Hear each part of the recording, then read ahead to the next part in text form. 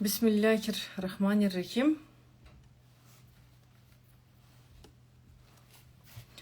Дене жан дүйнөнүн үнсүз тили деген сабагыбызды баштап атабыз. Аксыз сабак деген менен толгон токой маалымат бар. Көзүңүздү ача турган, жүрөгүңүздү ача турган, жан дүйнөңүздө болуп аткан сиз үчүн түшүнүксүз деген бир суроолоруңуздарга жооп таап өтөсүздөр, жооп табасыздар деген ишеничтемин.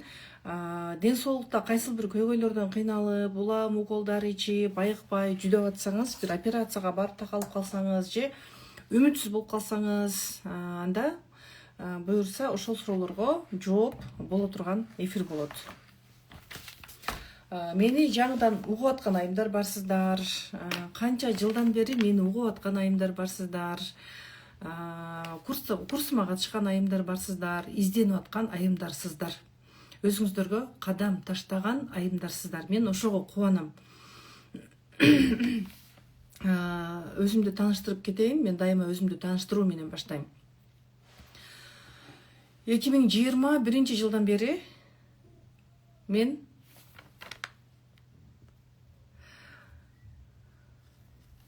интим гимнастика менен алектенем. 2021 жыл мен үчүн чоң бурулуш болду. Жаңы билим, жаңы кадамдар, онлайн, офлайн форматта жумуш алып барып келем. Анан йоганы окудум. Жан дүйнө менен сөзсүз аялдар иштөө керек экенин түшүнүп, психология багытынан билим алдым, и психосоматика багыты боюнча билим алдым. Айым сыры курсумду 3 жолу жаңыладым. Азыр 3-чү жолу дагы да толукталган жаңы билимдер, жаңы тажрыйба, жумуш тажрыйба, билим тажрыйба, жашоо тажрыйба менен дагы да толукталып атат. Терең сабактарды аялдарга жеткизүүнүн үстүндөбүз командабыз менен. Бүгүнкү теманы ким канчалык түшүндү? Мен үчүн ушул кызык болуп атат. Ким бул теманы мындай серьезно кабыл алды деп айткым келет. Интим гимнастика менен кандай көйгөйлөрүбүз чечилет? Интим гимнастика менен жатын түшүү көйгөйү болсо, эч кандай дарысыз дагы жатынды көтөрүп алууга болот. Кын булчуңдардан жел чыгуу деген көйгөй болсо, ушул көйгөйдөн толугу менен арылып алууга болот. Зара кармай албоо. Айымдар, биринчи мен силерге суроо берсем, кимде ушул көйгөйлөр бар? Жаза калабыз. Жатын түшүү, кын булчуңдарынын боштугу, кын булчуңдарынын түшүп кетиши, зара кармай албоо, запор, ич катуу, геморрой, загиб матки, дагы кандай көйгөйлөр? Чач түшүү,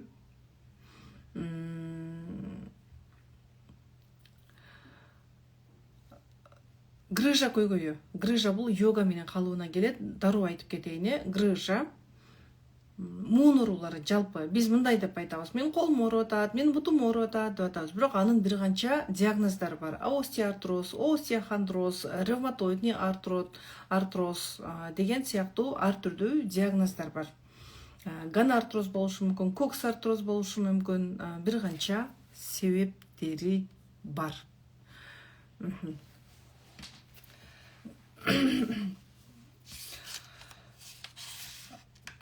Мен мындай түшүнөм, аялдар төрөгөндөн кийин жатын түшүү болуп калды, же мен оор көтөргөндөн кийин жатыным түшүп калды деп айтышат. Эгер адам стресс болбой оор көтөрсө, анда жатын түшүүгө дене жол бербейт. Кантип? Мисалы, аялда баары жакшы. Психологиялык жактан ал здоровая. Эмоционалдык жактан жеңил. Эч кандай эмоционалдык оордук жок. Ал мисалы базарды иштеп атат, же бала көтөрүп атат. Бирок аял мындай чарчаган аял эмес. Бүгүн 2 килограмм көтөрдүбү, организм даярданат. Бүгүн көтөрө албашы мүмкүн, бирок бара-бара организм даярданат көтөрүүгө. Эртеси 10 килограмм көтөрүүгө дене даярданат. Сиз көтөрүп атасыз да, анан организм ошондой өзүнө күч топтойт. Эгер адамда стресс, эмоционалдык чыңалуу болсо, мындай көп адамдарга көз каранды болсо, өзүн алсыз дегенде кандай? Аял заты алсыз болгон жакшы, бирок эмоционалдык жактан алсыз. Адамдарга көз каранды. Бул деген мындай, кандай билинет жашоодо алсыз деген. Кайын журтуна көз каранды, аларга жагыш үчүн бардык нерсени жасоого даяр. Кызматын кылат, өлүп, тирилип, бир кайын эжелери, кайын журту үчүн өзүнүн бала чакасын өзүн унута салып, аларга катуу берилип кетет. Алсызбы? Алсыз. Мындай аялда кандай болот? Тревожность болот, страх болот. Күйөөсүнүн урган сокконуна оңой эле чыдап берет. Анткени анда башка жол жок. Мындай адамдарда жатын оңой эле түшүп калат. Кымбылчыңдар оңой эле түшүп калат. Себеби аял стрессте жүргөндө яичникке күч келет экен. Яичниктерибизге күч келет, гормоналдык бузулуу болот. Анан бара-бара аялдын көзүнүн нуру өчүп калат, көз жанары өчүп калат, кол буттар ооруй баштайт. Силер ойлойсуңар, мен баланча балам төрөгөндөн кийин ушундай болду, же суукка чыктым эле ушундай болду деп айтабыз. Суукка чыккандан ооруп калдым дегенден мен аялдарга мындай деп айтам: тобо кылышыбыз керек деп айтам. Себеби биздин организм ушунчалык өзүн өзү айыктырууга абдан жөндөмдүү. Кантип? Мисалы, мен тамак жейм. Тамак жеердин алдында мен не деп айтам? Мен мээме айтамбы: эй, сен сүлөн бөлүп чыгар, сүлөн шилекей бөлүп чыгарсың дагы мен жеген тамакты аш кылсын дебейм да. Тамак жейм, процесс өзү жүрөт. Гормоналдык циркуляция өзү жүрөт. Кан айлануу өзү жүрөт. Мен азыр эртең менен кан айланууну жакшырт деп айтпаймын да. Бул организмде автоматтык түрдө кете турган процесс. Же болбосо менин бүгүн мээмде клеткалар өлдү. Бүгүн менин сөөгүмдө клеткаларым өлдү. Давай иммунитет, сен бардагы өлгөн клеткаларды тазала. Апоптоз механизмине приказ бер, ал өлгөн клеткаларды ошентип жок кылып жиберсин дагы. Ордуна мен жаңы стволдук клеткаларды алып келишим керек деп айтпайм да. Дене муну өзү кылат. Алла Таала айтат экен да, бардык жакшы нерсе менден дейт. Бардык жамандык өзүңөрдөн дейт да. Биз өзүбүздөн үстүбүздөн иштебей коебуз. Өзүбүздү укпай коебуз. Тилибизден кээде уу чачырап турат. Кээде айта турган жерде биз монтип оозубузду басып алабыз. Анан денебиз сүйлөй баштайт. Дене кантип сүйлөйт? Дененин тили ооруу менен билинет. Биздин походкабыз менен билинет. Походкаларыбыздын бир өзгөрүп кеткени менен билинет. Көз жанарыбыз өчүп калганынан билинет. Кээде адам мындай стресс болуп калат. Стрессти канча ичиңерге катасыңар, көйгөйүңөр менен иштебейсиңер. Мисалы. Кыздар, башында айта кетейин, эфирдин башында. Эфирдин аягында өзгөчө балдардын энелери үчүн жакшы биздин бир курска жолдомобуз бар. Анан эфирдин аягында мен жолдомо ойнотом. Ал сыр бойдон турсун. Кандай жолдомо, эмне кылабыз? Эфирдин аягында угабыз. Эфир бүтөрдө. Ким курска жолдомо утуп алгысы келет? Бепбекер. Утуп алгысы келеби? Мындай, адам стрессти ичине катат деп атабыз да. Кээде адам атасына катуу таарынат, бирок атасын жүрөктөн кечирбейт. Анан минтип айтат: жок, мен атамды кечирдим, кабыл алдым, ал ушундай экен да дейт. Тил айтып атат, бирок жүрөгү аны айтып турган жок. Ички конфликтпи? Ички конфликт. Апасына таарынат: ал мени таштап кеткен, ал мени бакпаган деген сыяктуу. Ал неге мени башка бирөөгө берип коет деген сыяктуу. Же апам мага ушундай кылып койгон. Апам мага ушундай сөз айтып койгон. Бирок сырттан ал апасы менен абдан жакшы болуп көрүнөт. Апасы ооруп калса карайт. Бирок ичинде ошол нерсени кармап отурат. Мага апам ушундай кылбаган да деген сыяктуу нерсени кармап отурат. Же бир туугандарына таарынычы бар, сезимдерин катуу жаап алат. Күйөөсүнө таарынычы бар. Күйөөсүнө таарынычы дегенде жек көрүүсү бар, өкүнүчү бар. Тилинен жакшы сүйлөй берет, жүрөк башка нерсени айтып турат. Кээ бир адамдар карыз кредит болуп кеткен, бирок до такой степени сыртта маска кийип жүрөт. Бирок эң жаманы эмне? Сен үйүңө киргенде маскаң чечилет. Стрессбизби? Үйүбүзгө кирдик, маскабызды чечебиз. Чыныгы жүзүбүз кимге көрүнөт? Үй бүлөбүзгө көрүнөт. Аял деген ким? Аял коомго таасир бере турган адам. Ооба, сиз азыр өзүңүздү эч ким эмес сезишиңиз мүмкүн. Тебеленип калган, таштанды сезишиңиз мүмкүн. бир маанисиз адам сезишиңиз мүмкүн, бир балдары жек көргөн эне сезишиңиз мүмкүн, күйөөсү сүйбөгөн аял сезишиңиз мүмкүн, жаман бир тууган сезишиңиз мүмкүн, жаман кыз, жаман коллектив сезишиңиз мүмкүн. Бирок сиз унутпаңыз, сиз жакшысыз, сиз улуттун өнүгүшүнө, улуттун түптөлүшүнө салым кошо турган адамсыз. Сиз урпак башчысысыз. Сизден урпак таралып атат. Сиз өзүңүздүн назик жан экениңизди, маанилүү экениңизди түшүнүшүңүз керек.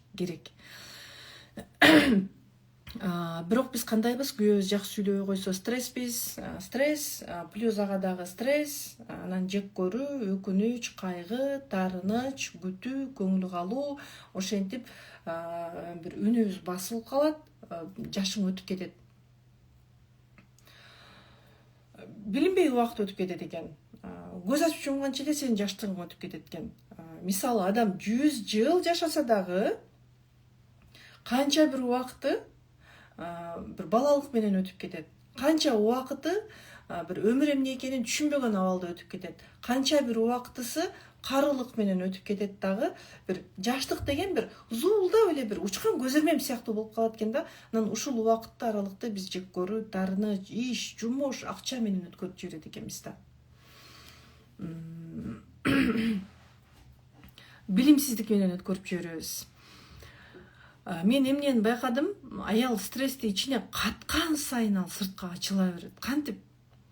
Аял чын жүрөктөн күлө албай калат. Сөзүнүн аягын жутуп коет. Бир жерлерде сүйлөп баратып эле сөзүнүн калганын жутуп алат. Канчалык сырттан жакшы көрүнгөн менен, ичиндеги кайгысын жапкан менен коомдо билинет.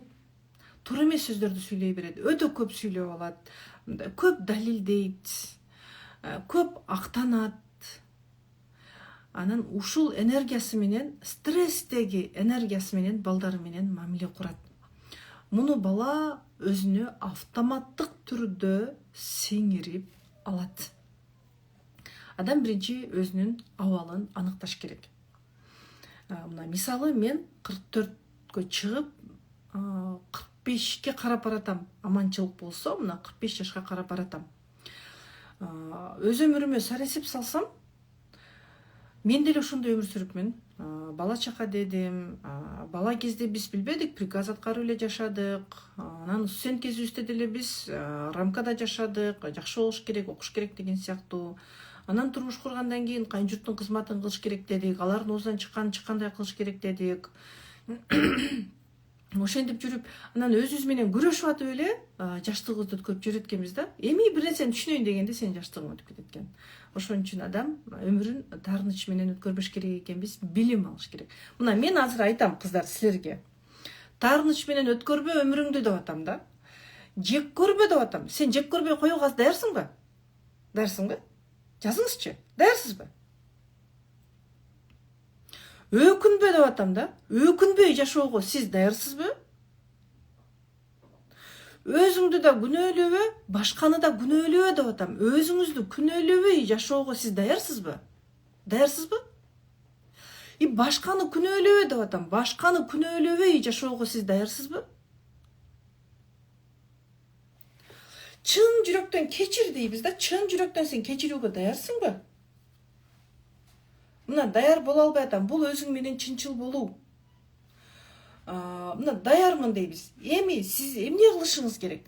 Кантсеңиз, даярмын, ооба, даяр. Сен мына даярмын дегенде азыр, мына саат канча болду? 21:02 болду. Сен 21:02де жүрөгүңөн сүф деп эле чыгарып кое аласыңбы? Жок, чыгарып кое албайсың. Эмне кылып даярсың? Эмне кылганда сен ушул жек көрүү, өкүнүч, күнөөлүү сезим, ачуулануу, ыза, таарынычтан арыласың? Чын жүрөктөн өзүңдү жакшы көрөсүң. Биз мотивация алабыз дагы, бир туруп, мен чын жүрөктөн кечирдим дейбиз да. Бирок эртең менен кайра сен ошол башаламан ойлоруң менен жашай баштайсың да. Ал үчүн билим керек. Кандай адамдар чыгат, алдыңдан ар түрдүү адамдар чыгат. Сени таарынткан, сени басынткан, сенин көңүлүңдү ортуп туруп, сенден кечирим сурагысы келбеген адамдар чыгат. Кечирим сурап койбогон адамдар чыгат. Кайра сени жек көрүп, сени күнөөлөгөн адамдар чыгат. Сенде билим болсо эмне кыласың? Бардык адамдарды ким болсо дагы чын жүрөктөн Алла Таалага тапшыра аласың да. Аларды каргабайсың, аларды жазалабайсың, оюучу да жазалабайсың, аларды эч кандай дабалабайсың дагы, кыжаалат да кылбайсың. Болду, сен өз жолуң менен кете бересиң. Бирөөнүн ийгилигине, жакшылыгына, алардын адамдар менен болгон инсандык мамилесине ичкүдүүлүк кылбайсың. Сен баардык жерден өзүңө жакшыны алып отурасың. Ал үчүн билим керек. Сен мээңде эмне бар? Мээңде нейронный связьдар бар. Бирөөсү жек көрүү деген, бирөөсү деген ичкүдүүлүк деген, бирөөсү деген өкүнүч. Анан сенде кантип сен алдыга жылып кетесиң? Билим жок. Билим керек. Мына бул жерде айымдар жазып атасыңар, кантип жеңиш керек. Мен муну эмне үчүн айтып атам? Биринчи көзүбүздү ачып алайлы, түшүнөлү деп атам. Бир жүрөктөрүңөр солк эттүбү, болк эттүбү, туура дегендей. Анан ден соолук бузулат аялдарда, өзүнө көңүл бурбайт, чувство вины. Эгер өзүнө көңүл бурса, как будто эч ким өзү менен өзү болуп кетип, бала чакасы, күйөөсү каралбай кала тургандай. Өзүнө бир аз акча бөлбөйт. Мисалы, мен бир таанышым бар, күйөөсү менен мамилеси сонун, балдары ачык жашоого сонун, балдары материалдык жагы орто, эл катары, өзү башка аялдар сыяктуу эле иштейт, бирок назик жан, абдан назик жан, шаңкылдаган жакшынакай жан, бирок геморрою 4 степень болуп кеткен, катуу ооруйт, канайт, отура албай калат. Ошол абалда деле же барып бир гимнастикага барбайт, же бир өзүнө көңүл бурбайт, эс алууга уруксат бербейт.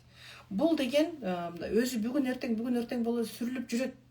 Тиштери өкмөттүк болуп калды, өзү геморрой менен жабыркап жүрөт, 10 жылда тиши түштү, тиш көрүнгөн үчүн тишин жаңылап атат, чачы ак басты, эл көргөн үчүн боёп атат чачын.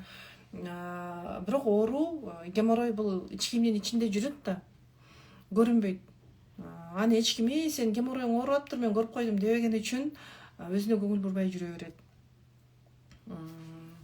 Дагы мисалы, дагы бирөөдө жатыны түшүп калган. Мына ойлогулачы, сизде, мен көйгөйлөрдү айтам, сизде кайсынысы бар? Жаныңарда дептер, ручка болсо, монтип чийип отургула, жазып отургула. Геморрой, ич катуу, жатын түшүү, кын жел чыгуу, кын булчуңдарынын кеңдиги, кын булчуңдарынын түшүп кетүүсү, киста, миома, аденомиоз, грыжа, артрит, муну кол оору, бут оору деп айтсам сиздерге түшүнүктүү, кол оору, бут оору, баш оору, холка, курсактын чыгып кетүүсү, шишик, ашыкча салмак, вальгус, бутуңарда сөөк өсүп калыптыр дейсиңер го, сөөк өсүп калган жок, ал коркунуч, алдыга жылуудан коркуу, бир орунда туруп калуудан келип чыккан көйгөй негизи. Вальгус, протрузия, грыжаны айттым окшойт, грыжа, гиперлордоз, катуу бүкүрөйүп калган аял, катуу бурушуп кетүү, чач түшүү. Эми айтсам көп, аябай көп көйгөйлөр бар, аялдар арыла турган. Айыздын ооруп келүүсү, айыз циклынын бузулушу, менопауза, оргазмдын жоктугу. Эми мына мен бир канча көйгөйлөрдү зара кармай албоо айтмакчы, ашыкча салмак, буларды айтпай калдым окшойт. Эми кайсынысы бар экен? Эми ушул көйгөйлөр үчүн карагыла жазганыңарды. Эмне аракет кылып көрдүңүз? Эми андан кийинки суроо. Ушул көйгөйлөр өз алдынча чечилеби? Эгер тереңдеп кетсе эмне болот? Мисалы, геморрой тереңдеп кетсе эмне болот? Жатын чыга берсе эмне болот? Мага аябай апалар көп келет. Стресс, депрессия, буттары ооруйт, гонартроз, коксартроз, толтура көйгөйү бар. Жашоодо ушунчалык чайналып калган турмуштун арабасында, жанагы арабанын баллонуна айланып аткан аялды элестетсеңер, ошентип айланып жүргөн аял, анан бир күнү басса турса, тирилик кылса, жатыны чыгат, эңкейсе жатыны чыгат сыртка, басса турса жатыны чыгат, небересин көтөрсө жатыны чыгат, анан жашы 64, 70-те, 72-де. Анан кызым, мен келдим, мен жатыным чыгып калды ушинтип, мага сен жардам бере аласыңбы деп келет. Эгер сыртка чыгып калбаса келбейт эле. Ошондо сыртка чыгып калышын күтүп атасыңарбы? Жатын алып салса, бул жакшы эмес. Жатын биздин гормондордун организмге туура жетүүсүнө өтө чоң таасирин тийгизет. Жатын бул аялдын экинчи жүрөгү. Мына ичиңер катып атат. Ич катуу деген бул негизи ич катуунун себеби көбүрөөк физиологиялык себеп эмес, биздин жан дүйнөбүздүн бир жан дүйнөбүздөн келип чыккан көйгөй. Эгер бала кезден боло турган болсо, апаңыздын ичте кармап калган бир ойлору болушу мүмкүн. Ошол сезим менен сиз неосознанно жашап атасыз. Бүкүрөйүп калдыңар, качан түздөлөсүңөр? Өзүн өзү эле бир күн эле эртең менен ойгонсоңор эле статная болуп каласыңар да. Эмне болот? Бүкүрөйүп калсак, дальше дагы бүкүрөйөбүз, дем алуу органдары бузулат, анан дагы да төмөнкү булчуңдар кысылат, омурткаңар бузулат. Омуртка бузулду, бүттү, уже бүткүл денеңде толгон токой көйгөй башталат деген сөз. Эмне кылабыз эми? Дарыланып көрдүңөр, врачтарга бардыңар, айрымдарыңарды операция деди, бир свечаларды колдонуп көрдүңөр, тампондорду колдонуп көрдүңөр. Табигый жол менен айыккаңар келбейби? Чачыңар түшүп калса 10.000 сомго шампунь алууга даярсыңар. Эмне табигый жол менен чачыңардын түшпөй калышын каалабайсыңарбы? Камыр кылсаңар деле чачыңар түшпөй, оп-оңой жасап койгонду каалабайсыңарбы? Кын булчуңардын бекем болуп, канча жашта болсоңор дагы кыз абалыңарга келгенди каалабайсыңарбы? Каалайсыңар, анан аракет кылбайсыңарбы? Неге биз жашпалабыз? Неге аракет кылбай атасыз? Ойлоп көрүңүзчү. Убакыт жок эмес, убактыңар каяка кетип атат. Телефонуңарга коюп койсоңор, бир күндө канча саатыңар телефонго кетет. Могу үйдө эч нерсе кылбай бытка кирип кеткен аял айтайынбы, точно иши бүтпөйт. Мен гарантия берем. Өзүңөрдү уксаңар айтасыңар. Эч нерсе кылбайт, эртең менен ойгонот, кухняга кирет, тамак жасайт, идишин жууйт, уктайт, или уктабаса да кечке чейин кир жууйт, кирин жаят, анан эшигин шыпырат, анан келип кайра дагы бир иш, анан обед болот, анан ошентип да баласын эмизет, бала эмизгендер, анан дагы бир жери чачылат, ал жерин жыят, анан ужин болот. Мындай аялдар бара-бара жүрө берет дагы бир күнү биздин психика жабылып калат. Себеби бул денеге камкор деген уже сигнал да. Сенде толгон токой уже көйгөйлөр башталат. Анан мындай эч нерсеге көңүлү келбеген аялдар бар да, бала чакасы чоңоюп калган, бирок гимнастика жасайын десе эле жасаш керек эле деп коюп жүрө берет, ушуга катышыш керек эле деп коюп жүрө берет. Бирок карасаң, столунун үстү чаң, үйлөрүнүн бети эле жыйылат, бурчтары калып кеткен. Мисалы, мен бүгүн 2 күн үйдө отурдум, 2 күн сабак жазам деп үйдө отурдум да. Өзүмөн да байкадым да. Мен бир күндө так келип идиштерди жууп саламбы. Мен уже бүгүн идиштерим жуулбай калды убагында. Мындай ана кылам, мына кылам болуп атып эле менин убактым өтүп кетти да. Мен гимнастика жасасам, мисалы, мен офлайнга барып гимнастика жасайм, или онлайнда үйдөн жасасам деле, мен жасагандан кийин бир нерселерди кылгым келип, уже менде энергия ойгонот. Адам денеси менен иштебесе, мышцалары иштебесе, не живой эмес.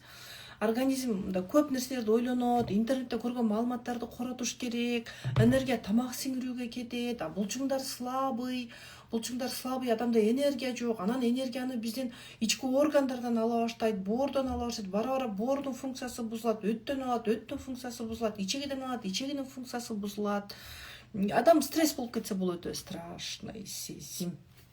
Ошон үчүн баягы жадының түшүп калса, бүгүнкү эфирге катыш деген теманы козгогон жокмун. Бүгүн дене жан дүйнөнүн үнсүз тили деген теманы козгодум. Эми ушул көйгөйлөрдөн арылгыбыз келеби? Биринчи жан дүйнөбүзгө үңүлүп алайлычы, жан дүйнөбүздү угуп алайлычы. Мен азыр сиздерге схема берем. Жаныңарда дептер, ручка барбы? Менин артыман схеманы чийип отургула.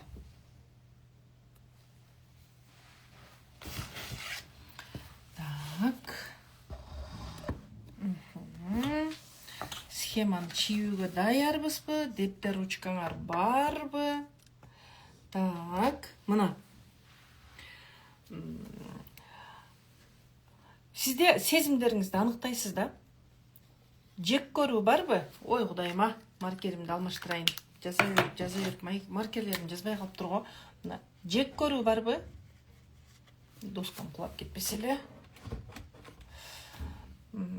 Өкүнүч барбы бир нерсеге ушундай болбогондо, ушундай деген? Күнөөлүү сезим.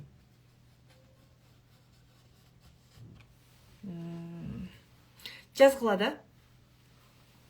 Жек көрүү деген сөз болчу. Өкүнүч, күнөөлүү сезим. Тревога.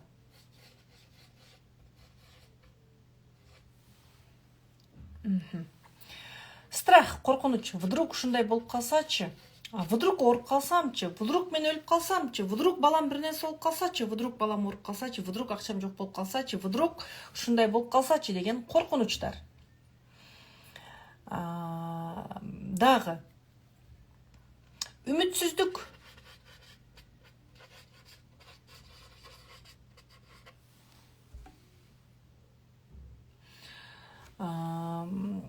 Уйкунун бузулушу. Муну да кошуп кое берейин. Негизи бул сабакта башка кетет, бирок бул жалпылама болгондуктан муну да кошуп койдум. Уйкунун бузулушу. Жылмайбай калуу. Жылмайбай калуу. Телефондун экранынан ушулар эле батат окшойт, Эми андан кийин жек көрүү сизде бар. Сиз балаңыз менен мамиле курасыз, балаңызды эмизесиз, балаңыз менен ойнойсуз дегендей, садик алып барасыз дегендей. Андан кийин күйөөңүздүн жанында жүрөсүз. Ата эне, кайын журт. Эртең менен ойгоносуз. Кечинде уктайсыз. Эртең мененки уйку деп коеюнчу. Кечинде уктайсыз. Үйдө жумуш жасап атасыз. Сиз жумушка да барасыз.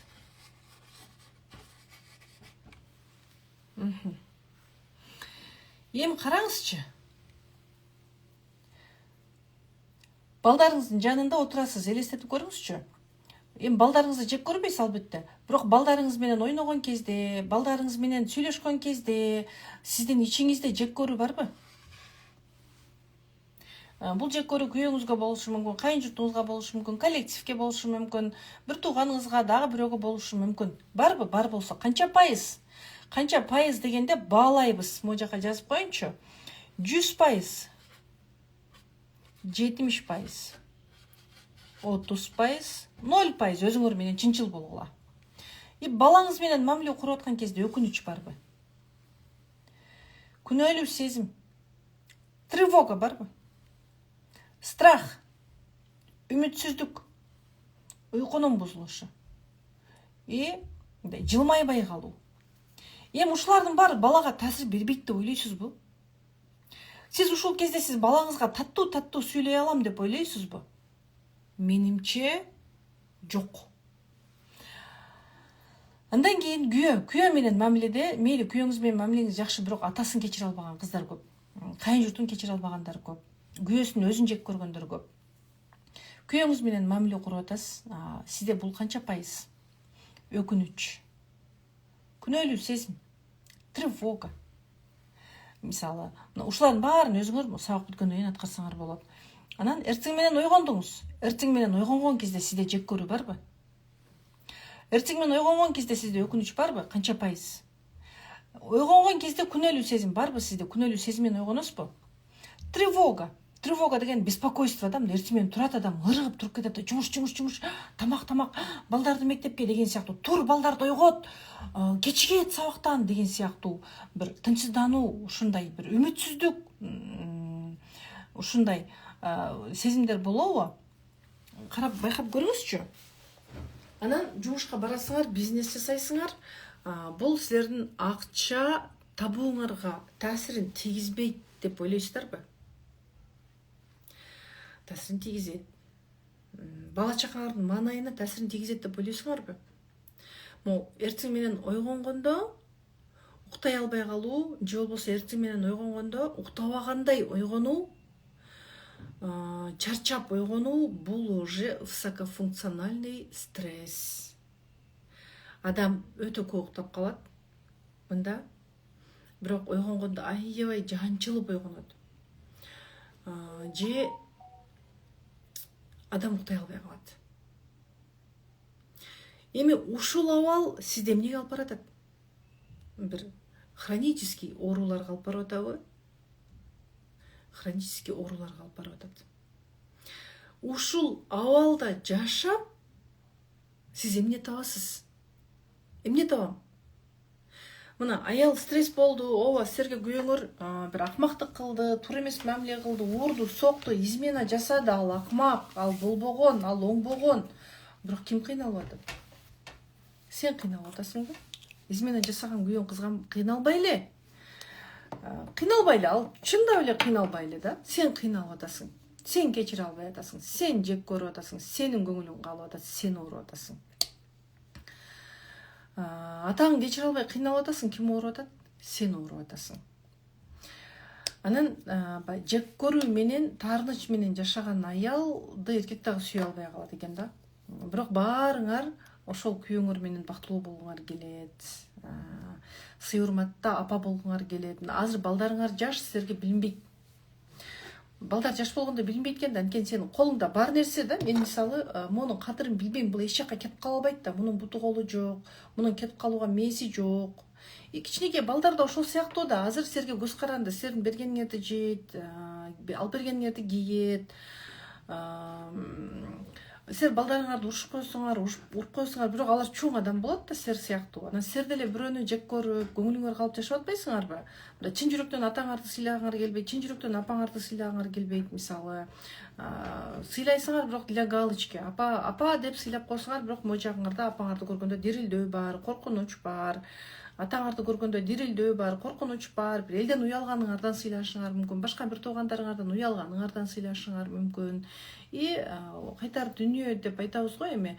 Мисалы, сен деле ушул абалда жашап атасың, анан балдарыңа туура эмес сүйлөйсүң, туура эмес мамиле кыласың. Бул кайталанышы мүмкүн сценарий да, мындайча айтканда. Анан кайталанбасын десек, биз жумшак, жагымдуу, ийкемдүү аял болгондо үйрөнүшүбүз керек экен. Адам бара-бара уже стресс өтүшүп кеткенде өзүн защита кыла баштайт. Бүкүрөйүп калат. Бүкүрөйүү бул мындай жабылуу, бул көрүнбөйм, мага тийбе деген бул защита.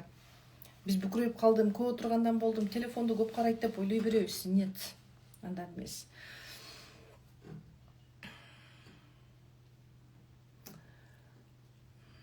Мен ойлойм, кыргыз аялдары көйгөйү болсо деле ойлонбойт экен да.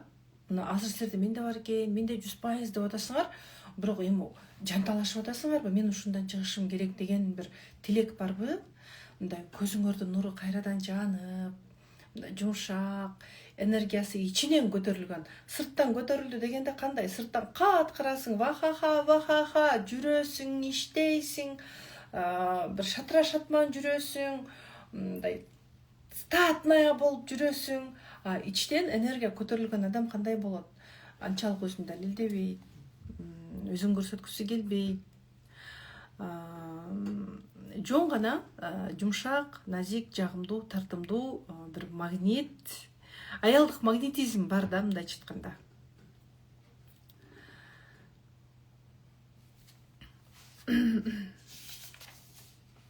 Эгер адамдын маанайы жакшы болсо, анда кандай болот? Маанайы жакшы аял мындай күлсө дагы күлгөнү жагымдуу, жаш көрүнөт. Оорубайт. Андай үй бүлөдө шаң болот, күлкү болот, баарлашуу болот, үйдө береке болот. Жаш көрүнүүнүн себептери бар да. Кээ бир адамдар абдан стресс, бирок абдан жаш көрүнөт. Кантип жаш көрүнөт? Бирок алар жылмай албай калган. Абдан ашча салмагы көп, 56 размерлерди кийет. Бирок өзү мындай 25-30 да көрүнөт. Бирок тереңинен, көзүнүн тереңинен карасаң, ал бир 5 жаштагы абалда калып кеткен. Мен ошондой аялдарды карап туруп, байкап суроо берем. Сенин 5-10 жашыңда эмне болду эле өмүрүңдө деген суроо берсең, ата-энем ажырашып кеткен дейт, же болбосо таштап кеткен, же домогательство болгон, ушул сыяктуу нерселерди айтышат. кээде аялдар шүгүрсүз болуп кетет. Шүгүрсүз. Мындай, мен тирлик кыла берет экенмин да. Мен казандан башым чыкпайт. Мен үйдөн чыкпай калдым, күйөөм кечке чейин иште дей баштайт. Эми биз кыргызбыз да. Сен Европа өлкөлөрүндө болсоң, анда башкача ойлонсоң болот. Кыргыздын менталитети бар, жашоо эрежеси бар. Анда сен шүгүр кылганды үйрөнүшүң керек да. Зато я желанная женщина. Зато мен кайынжуртума сый урматта келенмин. Зато мен жан дүйнөм тынч. Зато мен эч нерсе ойлонбойм. Мен башында толгой эркектин проблемасы жок. Зато мен кайынжуртум жакшы, демек мен өзүмө гимнастикага уруксат берсем болот экен. Десеңер деле болот. Анан нерв болуп кетти, мындай десеңер, анда нерв болуп отура бересиң. Уже сен уже недовольный болдуңбу үйүңдө, сен менен кризис башталат айтайын. Точно башталат. Көп аялдар өздөрүн абдан бактысыз сезишет. Бирок карап турсаң абдан бактылуу. Бактысыздык деген бул өзгөчө балдардын энелери кыйналышат. Бирок карап, мен мындай нерсе айтып кетейинчи, айтмакчы. Мен быйыл гана барбай калдым. Мен буга чейин барып жүргөм. Азыр бир жаңы түшкөн ислам институту бар экен, кайрымдуулукту ошол жака берип атам да. Буга чейин ошол өзгөчө балдардын энелерине берчүмүн. Анан ошол бир кайрымдуулук иш-чарасына бардым. Мага офлайнга аялдар келет го. Кабактары сууз, жылмайбай калган, күлбөй калган, бир катуу стресс болуп кеткен, көзүнүн жанары өчүп калган, буттары, тизелери ооруп калган, эми бир трагедияда жашап аткан сыяктуу сезет да өздөрүн. Күйөөсү менен мамилеси татаал, сурай келсең, кызы менен мамилеси келишпейт, баласы менен мамилеси келишпейт, карызы бар, кредити бар, ушундай. Анан өзгөчө балдардын кайрымдуулугуна барсам, энелер жаркылдайт. Колунда бирден экиден өзгөчө баласы бар. Бирок кабактары ачык. Алар бакыт тапканды үйрөнүштү. Кээде карап туруп ойлойм, аялдарга ошондой бир оор сыноону, өзүндөгү бар бакытты көрүү үчүн оор сыноо керек сыяктуу көрүнөт.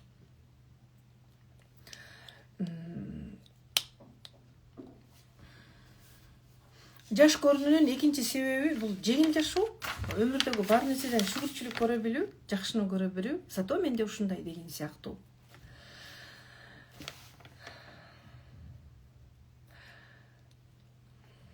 Анан жүрө берсе, аял уже хронический стрессти жашаса, мындай тревожный жашаса, бир нерсе болбой аткандай, бир өмүрүндө көйгөй чечилбей аткандай тревожный жашаса, бир корабльды күтүп жашаса, бүгүн корабль келет, мен эртең көзүмдү ачсам баары жакшы болуп кетет деген сыяктуу жашаса, анда уже ашыкча салмак кетпейт. Стресс өтүшөт. Анан точно жек көрүү бул аябай жаман сезим, күнөөлүү сезимден да жаман сезим, өкүнүч сезимден да жаман сезим.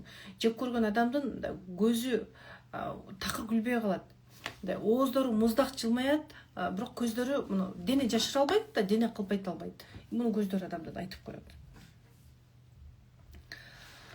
Ким чуданы күтүп жашап атат? Чуда келет, анан менде баары жакшы болуп кетет дегенди ким күтүп атат?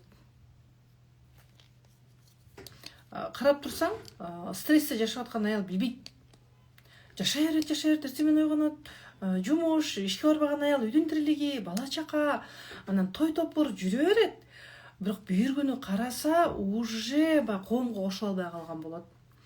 Көпчүлүк барган жерге баргысы келбей калат. Мен барбай эле коеюнчу, өзүң барып келе берчи. Мен барганда эмне болот эле?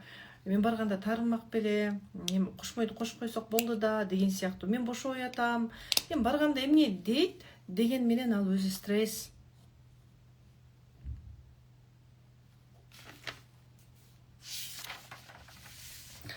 Дене сүйлөйт. Мисалы, төмөнкү жагынан жыт чыккан аялдар бар. Больницага барсаңар, воспаление деп айтат.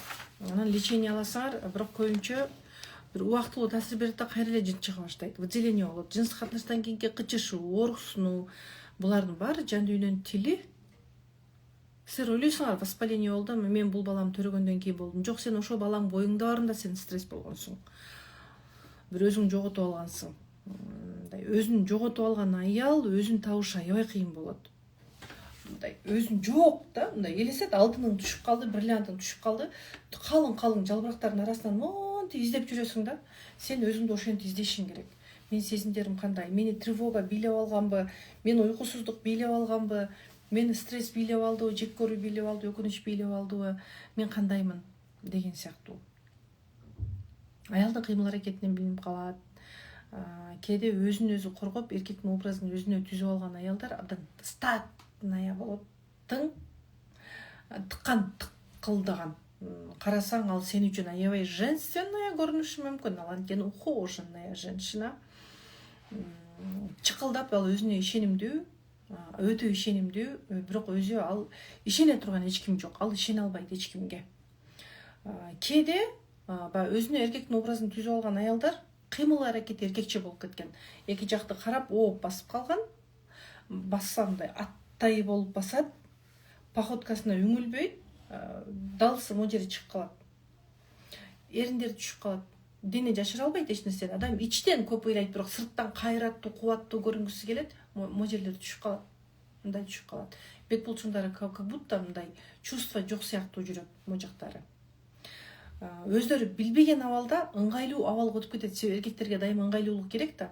Ошол сыяктуу эле билинбей баары эле чачтарын кыркып жүрө берет, кырып салат. Шымга өтүп кетет, кроссовкага өтүп кетет.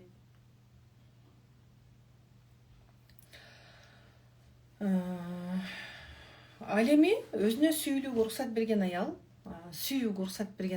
баар нерсесинен шүгүрчүлүк көрөт. Жумшак, жагымдуу, кыймылдары ийкемдүү. Өзүнө аялдык энергиясы жарашып турат. Мейли ашыкча салмагы бар, мейли ал кир кийим кийип турат. Бирок анда аялдык энергия чачырап турат.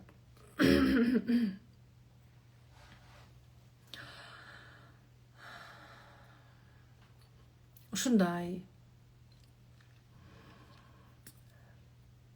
Биздин Куранда деле айтылып, Куранда бар экен. Денеде кичинекей эт бар. Ошол эт бузулса, анда баары бузулат дейт. Эгер ошол эт оңолсо, баары оңолот дейт. Көбүнчө биз адамдар өзүбүз менен чынчыл боло албайбыз. Өзүң менен чынчыл болуудан башташың керек. Адамдар мындай да, сен бутуң отко түшүп калды, элестет. Мына отко түшүп калды, измена болду. Же күйөөң сени урду, экөөң ортоң муздап калды, төшөгүң бөлүнүп калды, мурдагыдай болбой калдыңар. Тез урушуп каласыңар, бүгүн ысык, эртең муздак, андан кийин ысык, андан кийин муздак. Балаңды көргөндө кыжырың келип кетет, апа сен менен урушо бересиң, сен мени жек көрөсүң деп айтып атат. Кызың сенден качып атат, мектептен кеч келет, сабактары начарлап кетти. Кайын журтуң менен деле галыч келе мамиле курушуп калдыңар. Жөн эле сүйлөшүп калсыңар, сый урмат кетип калган, же карыз кредиттесиң. Анан аялдар бул убакта мындай, не болду менин өмүрүмдө, мындан ары эмне кылам дебейт. Ашыкча салмагы бар, сен 10 жыл мурда кийимдериңди илип койгонсуң. Мен ушуну арктасам кийем. Бирок эмне себептен сен салмак кошуп алдың? Салмак бул мүмкүн вторичный выгодасы бар анын. Мүмкүн сен хронический стресстесиң, сенде кортизол көп бөлүнүп тургандыктан дароо сен семирип кетесиң. Ойлонсоң деле семирип кетесиң, суу ичсең деле семирип кетесиң. Анткени сенде кортизол көп, инсулин жакшы иштебейт, мелатонин жакшы иштебейт, окситоцин, дофамин сенде почти бөлүнүп чыкпай калган. Анан уже проблемалар. Өз өмүрүндөгү чындыкты кабыл албайт. Күйөөм измена жасады, жек көрүп атам, мен көргүм келбей атат, ушундай кылды, мен кечире албай атам деп жашайт. Кайын журтум ушундай кылды, барган жеринде сөз кылабыз, тигиндей кылабыз, мындай кылабыз. Ата-энесинен таарынат, дагы сөз кылат, мындай кылат, андай кылат. Балдары менен келише албайт, жогоруда айтып өттүм го. Мындай бир чындыгын кабыл албай аткан, чуданы күткөн аялдар бар деп атабыз го. Мындай да, өзүң элестет, сен түйүңдө, таманыңда от бар, жалындап турган от бар. Сен отту басып алганыңды элестет. Бирок сен аны от экенин тааныган жоксуң, бутум ысып кетти деп тура бересиң да, монтип тепкилеп тура бересиң, ысып кетти. Сен бирок оттон качыш керек экен. Бул от экен. Мен мындан качышым керек дегенди түшүнбөйсүң дагы, анан сен күйүп жок болосуң да. Бара-бара балаң сенден алыстайт, кызың сенден алыстайт. Бала менен проблемалар жакшы болбойт, кызың менен проблемалар жакшы болбойт. Азыркы жаштар Z муундун жаштары. Илгери биз мындай болчук деген сөздү балдарыбызга айтпашыбыз керек. Даже мен кээде кыздарыма айтып калат элем. Мен эрте турчумун. Биз караңгыда туруп, торпок салышып, апабызга уйсаганда жардам берип, анан торпокторду айдап коюп, анан биз талаага кетчүбүз. Анан таладан келип эле минчүбүз. А силер деген десем, мага кызым айткан, апа, мага экинчи мындай деп айтпай эле коюңузчу деген. Силердин заманыңар башка дегенде мен өчүп калгам да. Азыркы муунду биз азыркы муун менен тарбиялашыбыз керек. Азыр заман тездик менен өнүгүп атат. Биз эскиде калып кеткенибиз туура эмес. Эскиде калып кетпешибиз керек. Заманга жараша сен да жан дүйнөңдү өнүктүр.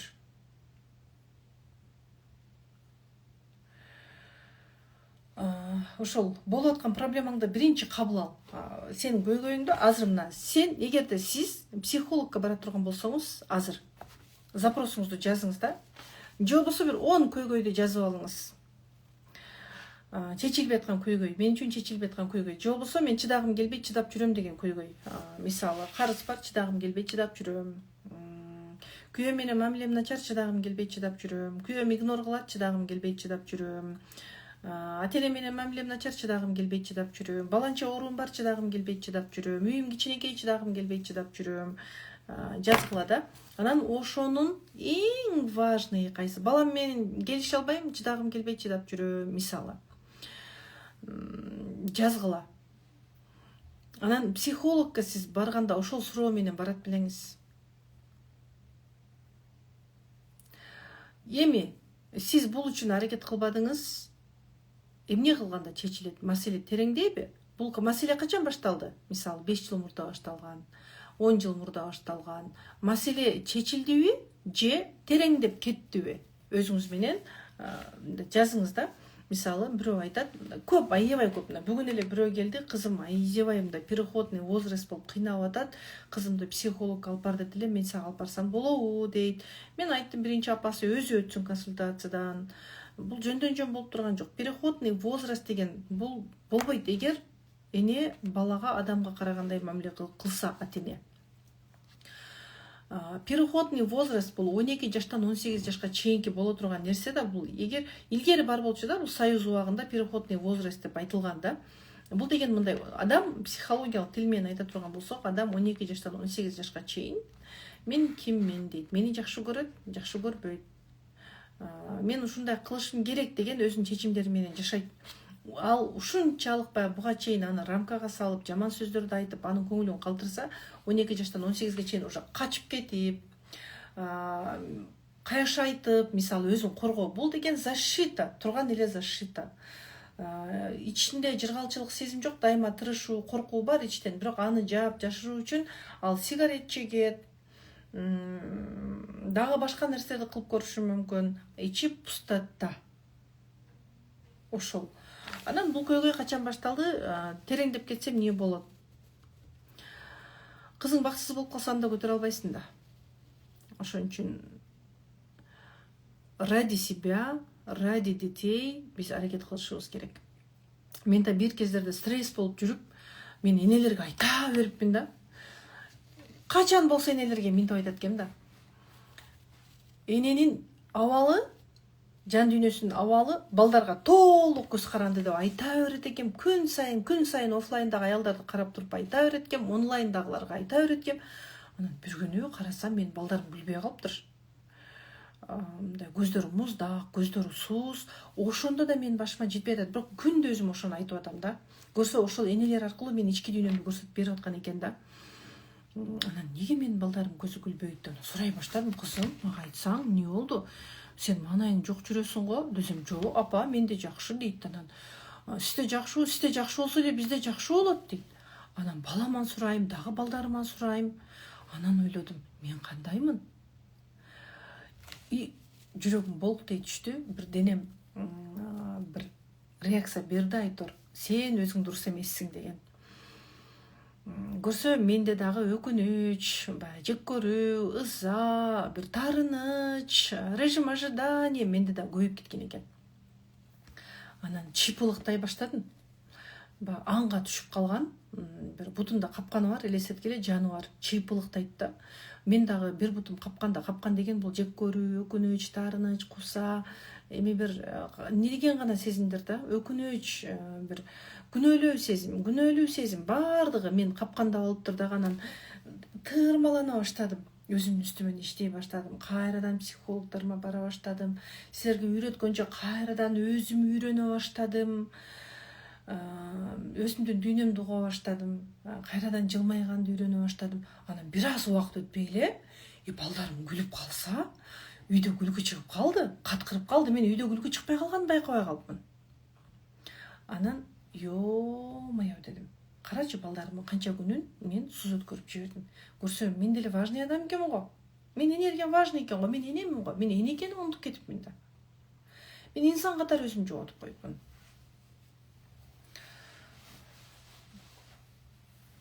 Ушундай. Адамдар сен өзүңдү жоготуп койгон кезде, сен өзүңдү күнөөлөйсүң, сен өзүңдү никто сезип каласың. Бирок адамдар сени эмне деп ойлошу мүмкүн? Алар өзүнүн ичинде эмне болуп атат, эмнени көргүсү келет, ошону эле көрөт. Сени көптү деп ойлойт, сени өзгөрүп кетти деп ойлойт. Бир ар кандай ойлошу мүмкүн. Алар эмнени көргүсү келет, ички дүйнөсүндө эмне бар, ал ошону эле көрөт, башка эч нерсе көрө албайт. Ал акчага абдан мындай катып калган адамбы, анда сен акчаң көбөйүп кетсе, акчасы көбөйүп кетти деп ойлойт. Ал ичинде печальныйбы, сени мени тоготпой атат деп ойлойт. Ушундай, ошон үчүн башкалардын сөзүнө маани бербей, өзүңөрдү инсан катары калыптандырганыңар дурус деп айтайын дедим. Ошол, бираздан кийин оюн ойнотобуз. Оюнда бир адамга белек берем жана өзгөчө балдардын энелерине жакшы жаңылыгым бар. Курска жолдомо берем. Ушундай. Эми кыздар, акысыз сабак дегенибиз бар, мына акысыз маалымат бердик да. Анан билим бекер болбойт экен. Бекер кошуп койсоң окубай коюшат. Курска жолдомо ойнотуп атып деле ойлонуп калам. Ушул окур бекен, окубасыз бекен дейсиң да. Мисалы, мага могу телефонду бирөө бекер берсе, бул мисалы 100 000 сомдук телефон болсо, мага бекер берсе, мен мунун ичинен кындык таба баштайм да. Бул можер мындай экен, оор экен, дагы ушундай экен дей баштайм дагы. Жап-жаңысында барып туруп 5 000 сомго сатып коюшум мүмкүн. Анткени мага бекер келди, мен буга эч кандай эмгек жумшаган жокмун. Туурабы? Ошон үчүн эч нерсенин, бир жакшы нерсенин баасы болот. Рамазандын урматына мен да башкалар сыяктуу эле силер күткөн акцияны кылдым. Бизде өзү про тарифи 3990 сом. Ал эми VIP тарифи 6990 сом. Бирок Рамазандын урматына биз акция жарыяладык. Рамазандын урматына 1990 сом кылдык. Анан 2190 сом кылдык эле командабыз менен. Бирок бүгүн бир 3-4 саат мурда талашып, тартышып отуруп командабыз менен бирибиз кайра 1990 боюнча калсын десек, бирибиз жок, ошол 2190дон дагы көтөрүшүбүз керек деген бир талаш тартыш болуп, акыры ошол жок, аялдарга 2190 сом кылып акция эле кылып коелу Рамазандын урматына деп бир аз айткандан кийин деп кайра 2100 ошол 90 сом менен бир 2 күнгө калтырдык. 2 күнгө аз кыздар, мен тактап алайынчы.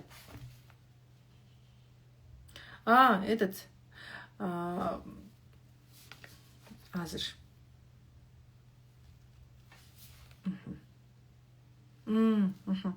Акцияны биз эртең саат 12ге чейин калтырдык. 1990 сом менен катталып алсаңар болот. Бирок азыраак орун бердик. Ошол орунга жетишип катталып алгыла.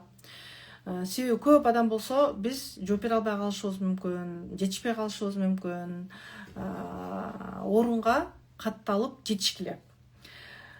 Ар бир катышкан аялдын көнүгүүсү текшерилет.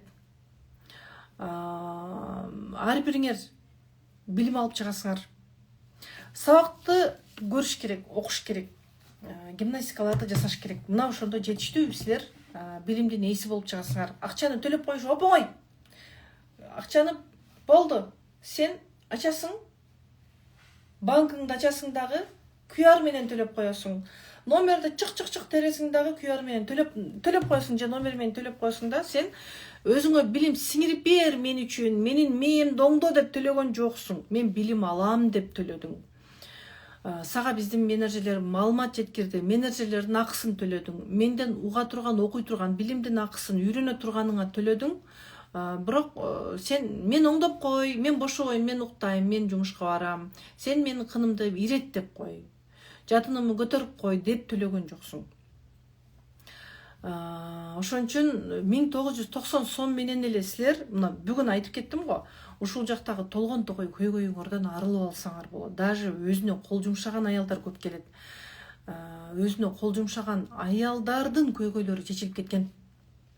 Бир аял айтат, абдан ушунчалык стресс болуп кеткен, каттуу стресс болуп кеткен, каттуу жек көрүү, күнөөлөө, өкүнүү, коркуу, тревога баардыгы аралашып кеткен дагы психика өчүп калган да. Анан уже ал мындай шизофрения сыяктуу болуп калган да. Анан мындай пикке жетип калганымда мени апам үйгө камап коет дейт. Апам үйгө камап коет, үйдү чачам, анан мен басылып отуруп калганда апам эшиктин түйүнөн дары менен суу киргизип коет дейт. Ошол аял жыйынтык алды. Ошол аял өзгөрдү. Мен балдарымды кучактап калдым дейт. Балдарым мага апа деп сүйлөп калышты дейт. Үйдө мен тынч болуп калдым, ошентип ызылдабай калдым деп атат да. Иштеп атам дейт. Ишиме барып келем, мен адам болуп калдым деп атат да, айым сыры курсунан. 3 эле сабактан өзгөрүү үчүн Алла Таала сенден көп деле нерсе сурабайт. Болду, сен оюңду оңдоп кой, болду. Сен ансыз да кандай болсоң да Кудай сени жакшы көрөт.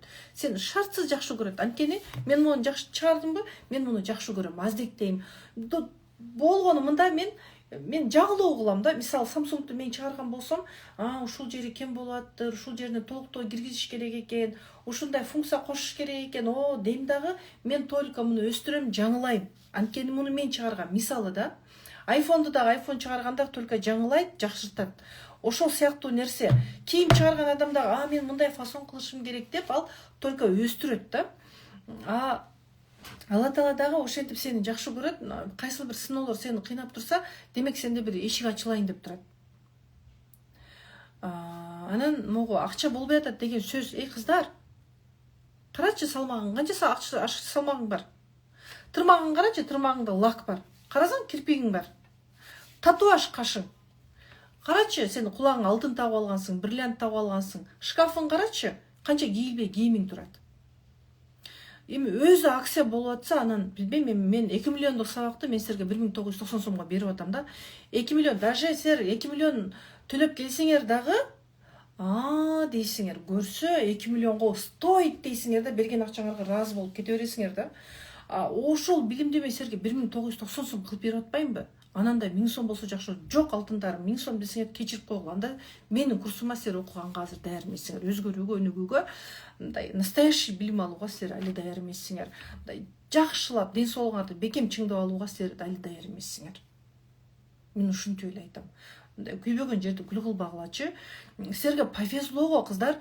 Силер балдарыңар менен ойноп аткан учурда мен балдарыма көңүл бура албай калам. Себеби миңдеген аялдардын жоопкерчилиги бар. Мен отуруп алып сабак жазышым керек. Дагы бир китептен бир нерсе изденип окушум керек. Толуктап баарын жипке тизгендей алып кетишим керек.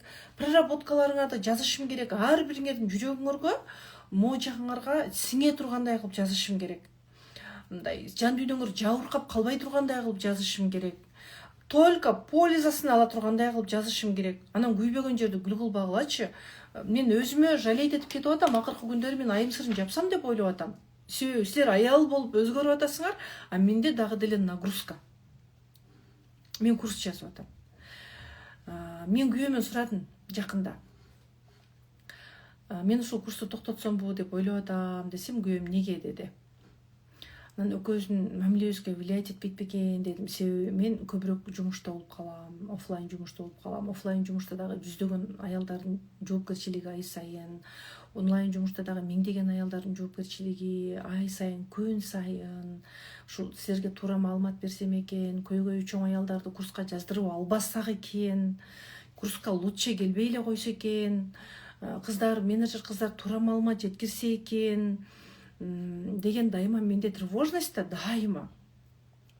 Анан күйөөм айттым, бирок мен бул курстан кетким келбегени, мен үйрөткөнчө үйрөнүп атам. Экөөбүздүн мамилебизге бир пайдалуу боло тургандай болсо экен деп ушул курсту жапкым келбей жүрөт десем, күйөөм колдоду. Жакшы да үйрөнүп, жакшы нерсе үйрөнгөнүң жакшы да деп. Анан дальше мен уланта баштадым. Ошол мен билим алып атканда, изденип атканда силер мээңерди мындай иштетпейсиңер да. Эми билбейм, эми ушул билимди колдонуп калышыңар керек. Эми айым сыры көпкө чейин бир аз күнгө токтотобуз. Азыр айым сыры про тарифи болду, андан кийин бир аз убакытка, канча бир айдан ашык убакыт болуп калат окшойт, айым сырын токтотуп турабыз. Күтүп каласыңар анан. Нан күткөндөй эле наны жок адам бар го, бир стресс болуп атасыңар дагы, силер же болбосо дагы аябай кынбылчуңарды бекемдегиңер келди, срочно бекемдегиңер келди. Анан бүгүн силердин артыңардан кууп жүрөбүз, мен минтип акысыз маалымат берип атам, көйгөйүңөр чечилет деп айтып атам бүгүн. Анан бир күнү биз силерге бир аз дем алыш болгон кезде силер бизди издеп калсаңар, уже бул курс токтоп турат да, азырынча бир айдан ашык убакыт. А силер бир айда могу көйгөйлөрүңөрдөн арылып аласыңар. Акча карызга деле таап кафелеп жүрбөйсүңөрбү? Карагылачы, холодильниңерде чирип аткан тамагыңар бар. Пиязыңар чирип атат, картошкаңар чирип атат, бир грязный болуп турат, бир нерсеңер колдонулбай ашыкча буюмдарыңар. Анан бир акция сурайсыңар, анан арзан бер дейсиңер. Антип андай кылган болбойт да. Ушундай кыздар, кана эми ким чечим чыгарды? Мен оюн ойнордон биринчи айтып коеюнчу, ким катыша, мага керек экен деп чечим чыгарды. Ага чейин мен сүйлөп турайын, силер жазгынча мен сүйлөп турайын. Бул курс бүгүн эле чыга калган курс эмес. 2021-жылдан бери канча жолу бышыкталган курс. Азыр айым сыры абдан күчтүү жазылып атат. Себеби айым сырына жаңыдан жазылгандар барбы? Кыздар, мага оюп бөлүшүп койгончу ушул жакка. Жаңыдан жазылган кыздар барбы айым сырына? Же болбосо бир экинчи, үчүнчү жолу окуган кыздар барбы? Себеби мен бул жерден ишенимдүү айта алам. Мурда жазылган кыздардын деле мен лицолорун көрбөгөм да, эми экөөбүз бири-бирибизге бейтааныш адамбыз. Курска келет, мен анын лицосун көрбөйм, ал мени тааныйт, ооба. Мени экрандан көрөт. Бирок мен ишенимдүү айта алам, ал менин тууганым болбосо дагы, экөөбүз кучакташып көрүшпөсөк дагы, үчүнчү жолу келип аткан аял дагы мо курс таптакыр башкача, башка нукта, терең, ары, жеткиликтүү болуп жазылып берилип атканын моюнга алат могу жерде аялдар. Ким эгер курсту экинчи жолу, үчүнчү жолу окуп атса.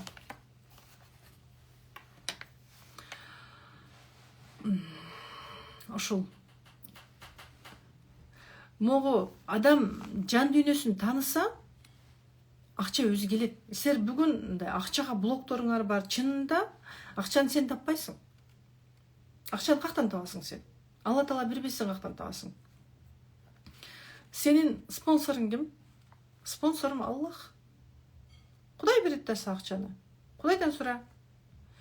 Тура калып эле анан. Акча жок да, мен акча таппай атам. Жок, сен шылтоо кылып атасың. Акча таппай аткан жоксуң. Сен 100%га шылтоо кылып атасың. Просто сен өзгөргүң келет, проблемаң бар, акча жок деп отура салуу сага оңой болуп атат. Тура. Ооруп калганыңда сен убактылуу леченияга сен акча таап атпайсыңбы? Азыр лечение сага 200 сомго болбойт, 2000 сомго болбойт. 2000 сомго сен азыр анализден өтө албайсың. Тура эмеспи? Тура.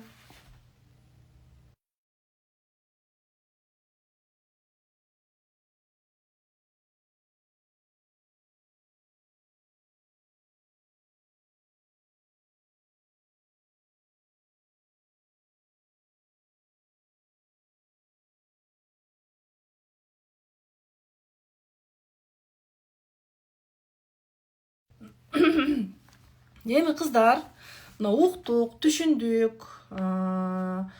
Эми өзүңөр билесиңер, силерди эч ким колдон буттан кармап алып, курска катыш деп зордобойт. Жатын силерге түшүп калган. Жатын түшүп калган аял болсо бизге кайрылыш керек деген рилс чыкты. бастыңар, номерге калтырдыңар, же болбосо комментарийге плюсту калтырдыңар, анан артыңардан биз чуркап жүрөбүз да. Эже, жадыңыз түшүп калган болсо курстан айыгасыз. Жазыласызбы деп биздин кыздар ээрчип жүрөт да. Обидно болуп кетет. Эмне үчүн мен ушундай кылам? Давай мен артынан ээрчибей эле коеюн адамдарды деп ойлоп калдым. Өздөрү издеп келгендерди эле окутайын деген да пландарым бар. Артыңардан барып чуркап силерди түртпөй эле коеюн деген дагы ойлор бар, пландарым бар. Өздөрү кызыккандарды эле окуталы деген. Ошол кыздар, мен деле Кудайдан корккон адаммын. Менин балдарым Ислам университетинде окуйт, бирөөсү Ислам институтунда окуйт. Адал тамакка маани берем. Азыр М+ алып салайын деп атам. Бул жума жетишпей калат экен. М+ алганга М+ алып салайын деп атам. М+ дагы эми биздин дин таануучулар болбойт деп атышат да. Билбейм эми эко-исламикпи, ислам жаатында бир ушундай услуга бар экен, аны көрөбүз, кошо алсак кошобуз, кошо албасак жок, М+ алып салабыз. Ошол келген аял акчасын төлөй эле калып кетпей, сабактарды көрсө экен дейм. Мен канчалаган акчаларга, канчалаган эмгек кетирип, убакыт кетирип билим алам. Мисалы, мен азыр кухняда балдарыма жардам берсем болот эле, балдарым менен сүйлөшүп отурсам болот эле. Ошол убакытты мен силерге арнап атам. Анан ошону деле силер туура түшүнүшүңөр керек. Курсатат да эле эмес, өзүңөр деле мындай пайдалуу экенин түшүнгүлө. Эми ким курска катышкысы келет, номер калтыргыла. Эгер силер группаларда бар болсоңор, бизде акысыз группалар бар. Консультация группаларыбыз бар. Консультация группада болсоңуз, анда консультация группага эле плюс калтырып коюңуз, же курска катышам деп жазып коюңуз. Акция деп жазып коюңуз, акцияга илешип калгыла. Акция деп жазып коесуз, болду. Ал эми жок, али бизге эч кандай биздин группаларда жок аялдар, анда бул жака номер калтыргыла. Номер калтыра салабыз. Анан бир аз суроолорго жооп берейин. Номер калтыргыла, суроолорго жооп берем. Суроо болсо жаза салгыла, анан номер жаза салгыла.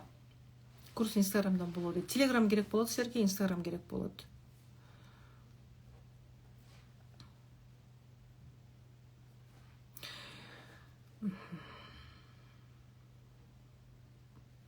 Ошол эми бул 2 миллион сомдук билимди бир бекер болбош үчүн, уштабы аялдар пайдасын алыш үчүн мен 1990 сом кылып атам да. Рамазандын урматына аялдар качан акция кыласыңар дейт экен деп Рамазанга акция кылдык. Эми Рамазан жайында деле боло бербейт.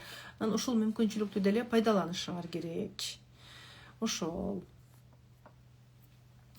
Йога ар бир аялга керек. Булчуңдарыбыз иштейт, фацияларыбыз иштейт, катып калган, дене боюңар түзөлөт. Ошол 2100 кылып катталып калсакчы, ким катталып калган болсо менеджериңерге кайрылгыла, калган акчаңарды. Нет, кыздар, мен ушул курс боюнчачы ишенесиңерби? Мен командада ооба курсту мен өтөм. Бирок кээде мен эмне болуп атканын билбей калам. Канча күнгө акция болду, канча күндөн кийин кымбаттайт, мен билбей калам. Ошон үчүн могу жерде кээде силерге курстун баасы тигил бул боюнча туура эмес нерсе айтып алышым мүмкүн. Азыр акция экенин билем, ооба, акция 1990 сом. Мен ар бир адамдын артынан отчет кубайм. Болду, Алла Таала бар, бүттү. Мен өзүн айтам, Кудай көрүп тургандай кыла бер дейм. Мен эми сени Аллага аманат кылып тапшырдым, сени Алла Таалага тапшырдым дейм. Ошол. Мен ызылдабайм. Если ал туура эмес отчет берсе, мен ызылдабайм. Анткени Алла Таала бар, баарын көрүп турат. Ал бир жагынан чыгып кетет да. Мен ага чыгып кетсин дагы дебейм. Анткени и так Алла Таала өзү калыс. Ошол. Берем деген билимди ашыгы менен берем. Ушундай.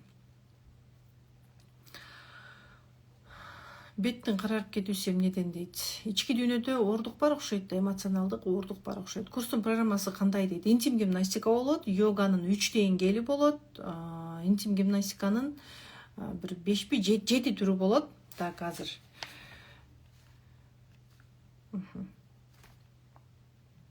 Интим гимнастиканын 5 түрү болот экен. И Камасутра беребиз. Камасутраны казакстандык кыздан алдык. Келишим түздүк дагы, ал бизге видео урок берди. Ошону сиздерге берип атабыз. Ошол. Анан арыктайсыңар, ким арыктагысы келип атат, бекитилип жаткан шкафтагы кийимдерин кийгиси келип атат. Мен деле аябай семирип кеткен болчумун. Мен 2 жыл көйнөк албай койгом. Көйнөк кийсем эле жарашпайт. Анан мен ойлопмун, көйнөктөр жакшы чыкпай калган деп ойлопмун да. Көрсө заман өнүгүп аткан заманда, бизнес өнүгүп аткан заманда көйнөк чыкпай койбойт экен. Мен ашыкча салмагым көбөйүп, мага көйнөк батпай калыптыр да. Анан арыктагандан кийин кийим алып кийип атпаймбы. Көрсө көйнөктөр бар, турбайбы деп атам. Кийин өзүмө күлкүм келет да. Көйнөк чыкпай калган дегениме. Опушение 3 степень катышсам болот. Арыктагым келет, арыктайсыңар, эч нерсени ойлонбогула, вакуум техникасы бар. Биз Unifit системасы менен Удиана деп беребиз ууга. Грыжаңар кетет, эртең менен белиңер ооруп турабы, варикозуңар кетет. Если жан дүйнө менен иштесеңер, ар бир көйгөйдө жан дүйнө менен иштегиле. Ошол эч убакта акция күтүп жүрө бербегиле. Негизи бир акцияны аңдап жүрө берүү дурус эмес. Бул уже кедей мышление болуп калат да. Алла Таала үчүн бир сомдагы 1 миллион сомдагы айырмасы жок. Чынбы? Айырмасы сенин мээңде бар. Сенин мээңде чектөө бар, Алла Таалада чектөө жок. Ошол чектөөнү алып салыш керек. Ашса салмак, стресс, 33 жаштамын дейт, 50 жаштагыдай көрүнөм, өзүмдү күзгүдөн карай албай калдым. Стресс, цистит бул кыжырдануу, бир тынчсыздануу сезимдери окшойт да. Уже дене аябай сүйлөй баштаганда, 33 жашта Миргүл, срочно көздү ачыңыз, йога жасайсыз. Мен тупо эч нерсени ойлонбой, ошол курсту окуй беришиңиз керек да. Анан эле сиз жаркырап чыгасыз. Ошол. Мен ичим чыккан, кандай жоготсом болот дейт. Эми курсактын чыгып калуусунун себептери бар да. Курсак жөндөн чыгып калбайт. Мен ушуну мурда да көрсөтүп берсем керек эле. Азыр айтайынбы? Мына. Мисалы, мен если омуртка тутумум иштебей калса, омурткам бузулуп калса, мен көпчүгүм артты карап калат дагы, менин курсагым чыгып калат. Анткени омуртка тутум курсак булчуңдарын тарта албай атат. Омуртка бошоп кетти эле. Менин фасцияларым, ички органдарды, курсактын булчуңдарын, статика булчуң да, статика деген курсак бул бөлүктү кармап турган курсак бөлүк да. Мен омуртканы таштап салдым, көпчүк сыртты карап калды. Мен женский частим иштебейт, мен стресстемин да, мисалы. Анан омуртка тутуму аял катары өзүмдү жаап койдум, күнөөлөдүм, башка кылдым, аял катары өзүмдү унутуп салдым, бүктөп мусорго салып салдым. Мында көпчүк иштебей калат.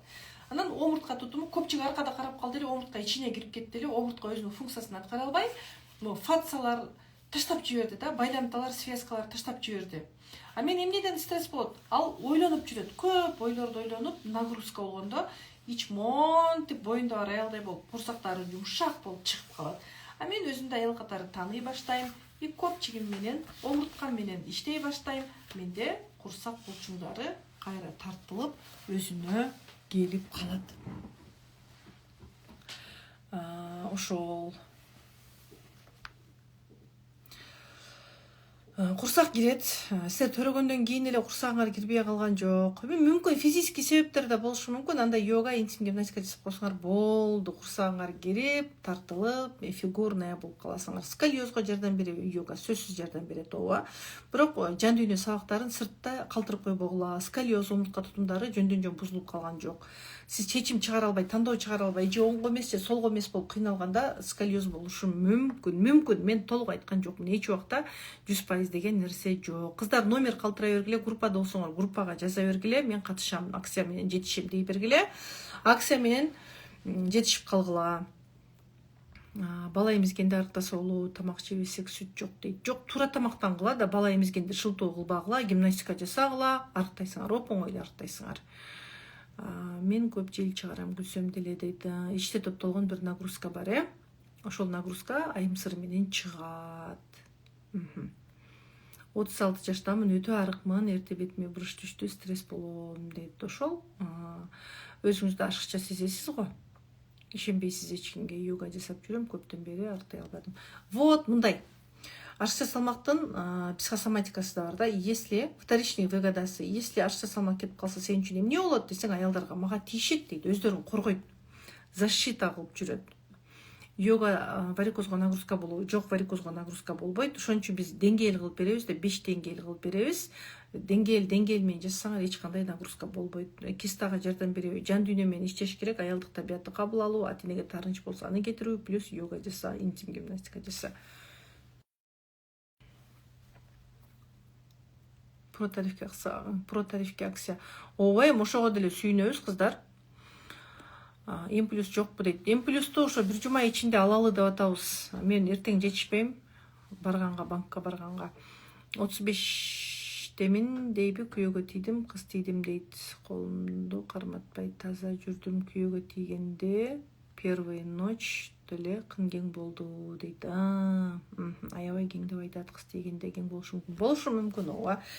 Интим гимнастика жасагыла. Мүмкүн эми ал деле биздин ички дүйнөбүздүн көз каранды болушу мүмкүн. Интим гимнастика жасасаңар, кын булчуңдарыңар бекем болуп калат. 49 неделяда эрте төрөш үчүн 49 неделядан ой, бул сурооңорго мен жооп бербейм жаным. Интим гимнастика менен ашса салмак кетеби, йога менен кетет. Жан дүйнөңөр менен дагы иштегиле. Мен боюмда бар 30 неделя опушение бар, курска катышса болобу дейт. 30 неделя опушение. Кош бойлуу аялдарга берилген көнүгүүнү туура жасагыла да. Кама сутра кошулганбы дейт. Ооба, кошулган. VIP-тариф менен айым сыры курсунун айырмасы кандай дейт. Силер азыр VIP-ке прого катышып, кийин VIP болот го, кийин ошол кайра айым сыры VIP-ти алып чыкканда VIP-ке өтүп кетсеңер болот. Кийин. Эми азыр сразу айтып атам го, бир азга айым сырын демалыш кылабыз деп атам го, матка ылдый болгону кандай билсе болот дейт. Гинекологко эле барып билгениңер жакшы. Бөйрөктө киста пайда болсо йога жардам береби дейт. Матка чоңоюп кеткен дейт, боюма болобу дейт. Курска жазылсаңар, анан себептерин түшүнө баштайсыңар. Менин маткам кол көрүнүп атат, 40 жаштагы балам бар, 1,5 жашта. Гимнастика жасагыла, эми чыгып калышын күтүп атасыңарбы? М плюс алсак жетишебизби дейт. Ооба, жетишсеңер болот азыр. Геморройго жардам береби дейт. Жардам берет, ооба, жардам берет.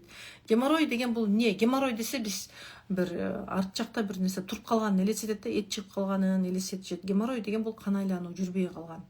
Кан токтоп калат. Анан ошол жерде проблема пайда болот. Биз кан токтоп калды, кан айланбай калды дей беребиз. Негизи сен токтоп калгансың. Кан токтоп калган жок, сен токтоп калдың, кан токтоп калды. Оюң отуруп калган мындайча айтканда.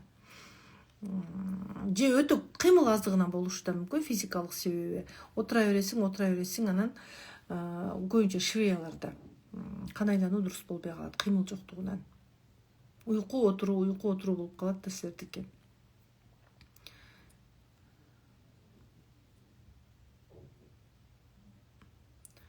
Маткада грибок болсо гимнастика жардам береби. Сезимдер менен иштегиле, сезим.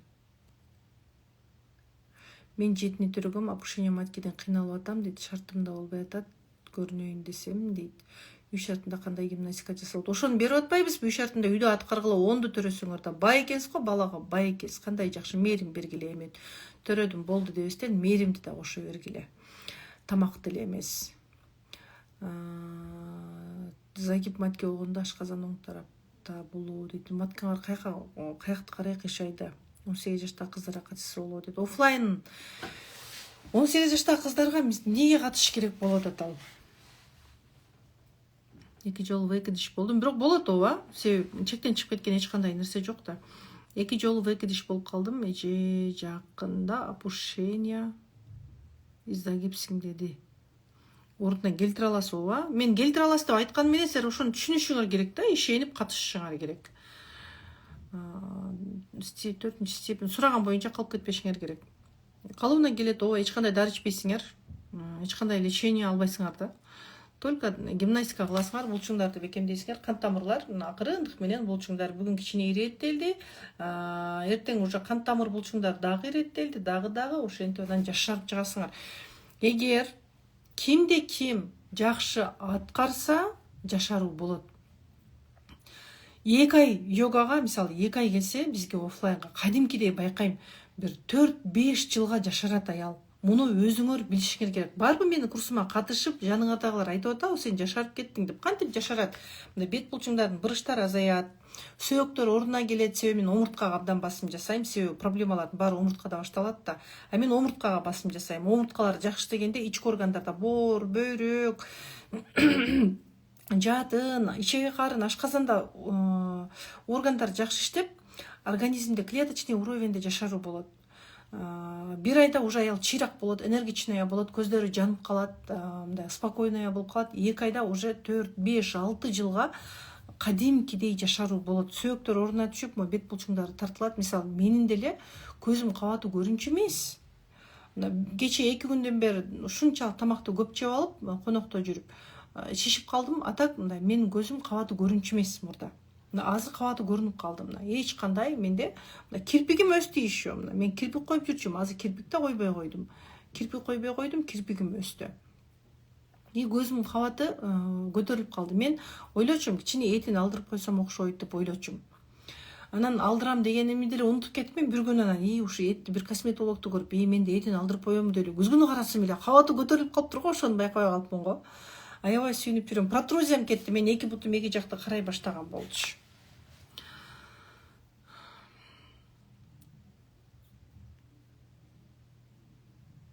Операция болгом, катышсам болобу? Мына угуп атасыңарбы, опушение матки, зара кармай албай калган элем, операция болгонмун дейт. Кайра бизге муктаж болуп атат. Катышыш керек, бирок 1 жылдан ашып калган болсо.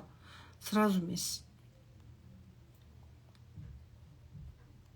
Шпора дейт. Шпора, буттаман, ооруп атат дейт. Как раз могу жакта кече бир сүрөт скрин кылып алдым эле, азыр ошону көрсөтөйүнчү.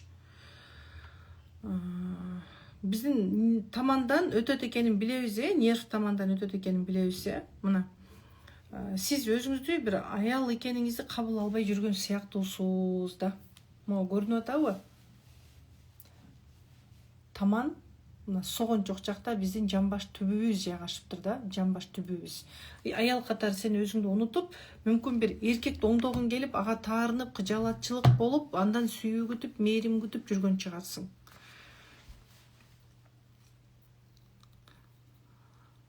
Улам эле сисит болуп калып атам дейт. Денеңиз эмнени сүйлөп атат сизге?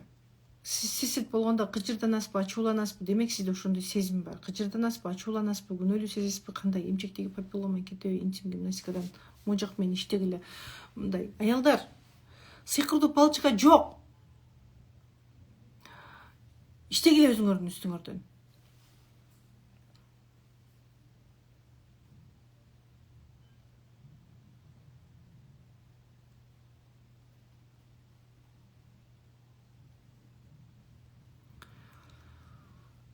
Ошол кыздар, йога менен вальгус кетеби дейт. Көбүрөөк коркунучтар менен иштегиле, минтип калсачы, антип калсачы деген коркунучтар менен иштегиле, анан йога жасагыла. Только дене и жан дүйнө менен эле калып калбагыла. Кыздар, конкурс бар деп айткам, конкурсту күтүп атабызбы? Курска катыша тургандар номер калтыра бергиле. Эгер ким өзү осознанно курс керек экен десе, анда номер калтырат. Эгер группаларда бар болсоңор, анда группага эле акция деп жазып койгула же курска катышам деп жазып койгула. Кыздар силерге өзү байланышып каттап алат. Сиздин эмне болду, көйгөйүңүз бар экен, катышыңыз деп. Эми биздин кыргыздын менталитети, биз өзүбүзгө күйбөгөндөн кийин анан эмне кылат экенбиз? Эми ушинтип менеджерлер иштейт экен да. Өзүңөр чуркап келе койбойт экенсиңер, өзүңөр изденбейт экенсиңер. Биз эмнени издейбиз? Кийимди издейбиз, тамакты, кафени издейбиз.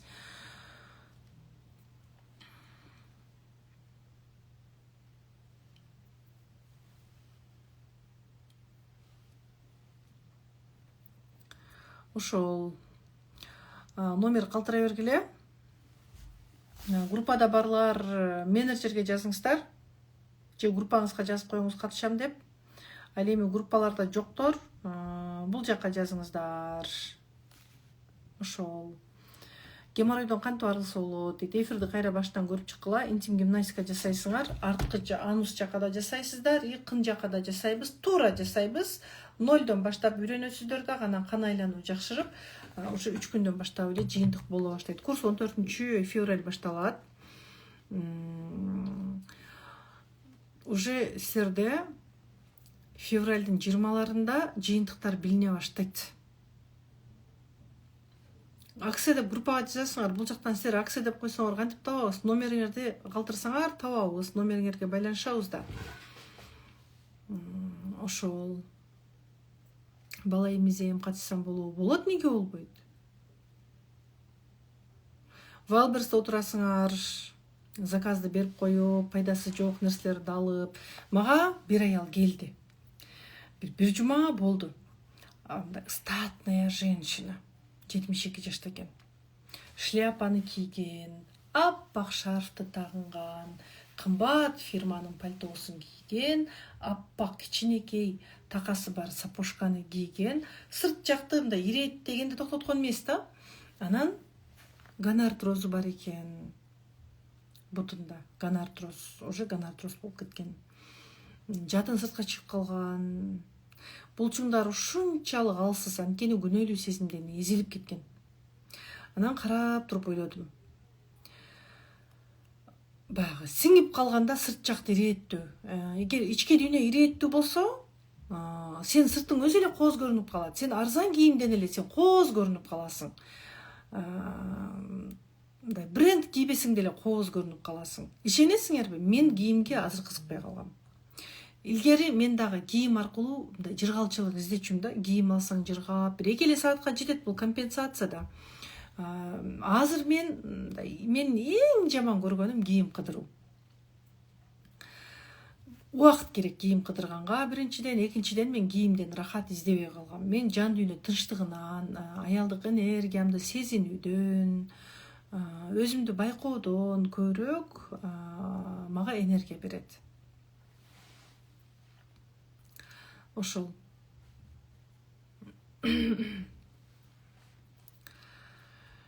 Айыгуу оңой эле. Кыздар, конкурсту баштайбыз. Конкурсту баштадык. Даярбызбы? Конкурста мен силерге мындай суроо бергим келди. Айым сыры курсунан кыздар, менин курсума катышкан кыздар жазбай эле койгула, себеби силер курсума уже катышкансыздар да. Анан курска катышпаган кыздар, себеби курска катышкан кыздар сиздер бизде бар болсоңуздар, бар сиздердиги ойнотпой калабыз да.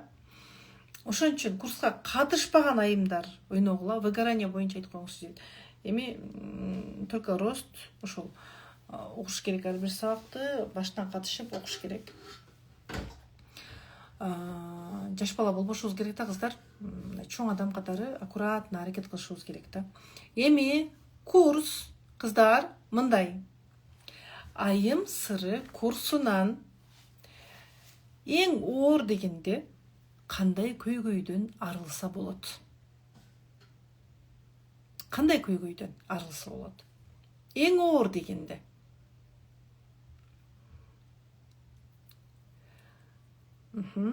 Мен угуп атам силерди, жазгыла. Кандай көйгөйдөн арыла аласыздар? Эгер жок, мен акцияны карап отурбайм десеңер, сразу номерлериңерди калтыра бергиле. Женский дейт. Жок, бул оюндун жообуна кирбейт. Опушение, геморрой, ал и так эле айыгат, ооба. Бул силер үчүн чоң көйгөй, биз үчүн кичинекей эле көйгөй. Өзүңдү кыйнап жүргөн. Бул жакта так суроо жок, депрессия дейт. Депрессия. Ооба, депрессия. Депрессиянын дагы эми түрлөрү бар да. Хронический депрессия, высокофункциональный депрессия деген бар. Уйку дейт, стресс, жан дүйнө тынчтыгы дейт. Так жазсаңар, мен үчүн эң оору артроз. Андан и так эле айыгасыңар. Өзүң күнөөлүү сезимден, ооба. Жан дүйнөдөгү башаламандык дейт. Ооба. Жан дүйнөдөгү башаламандык. Ну хорошо, муну азыр ойго алып туралы, хорошо. Так жазсаңар, кыздар. Боло турган нерсе жазгылачы. Жан дүйнө оорусунан, ооба, стресс дейм ал. Жаттындын сулуулугу, ооба, жан дүйнө депрессия. Бардык нерседен бул конкурстун оюнга катышуучу болуп кирбейт го. Ички абалды ирет дегендей. Ооба. Дагы мындай. Кандай нерседен арылса болот? Кандай ойлойсуз? Аял экенин сезет, ооба. Бирок жоопко кирбейт. Эми булар биз үчүн мындай мелочи эле нерселер. Жан дүйнөмдү жаркырап сезгим келет, ооба. Аялдык бакыт табасың, ооба. Жан дүйнөмдү тынчтандыруу, онкологиялык оорудан айыгат дейт.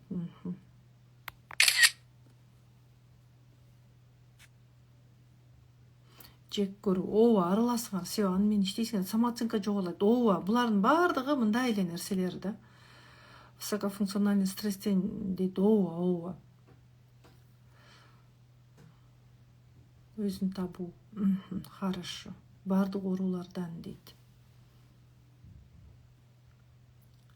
Өзүңдү таанып билүүдөн дейт. Моюн грыжасы, грибок, ревматизм, артроз, артрит, кол, бут, бөйрөк, өпкө дейт.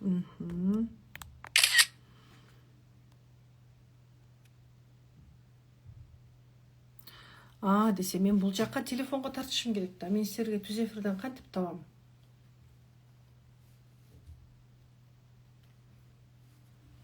Так. Аялдык бакыт, грыжа. Ооба да, грыжадан арыласыңар да. Стресс, баардык башаламандык. Ооба. Өзүмдү жаман сезип жатам. Эң жаман рак оорусунан айыкса болот дейт. Мында вариант кылып турайлы. Жоготкон өзүңдү табасың. Ооба. Жашооңуз өзгөрөт. Ооба. Башаламандыктан чыгуу. Бул дагы туура. Артрит. Силер үчүнчү? Артрит бул чоң көйгөй.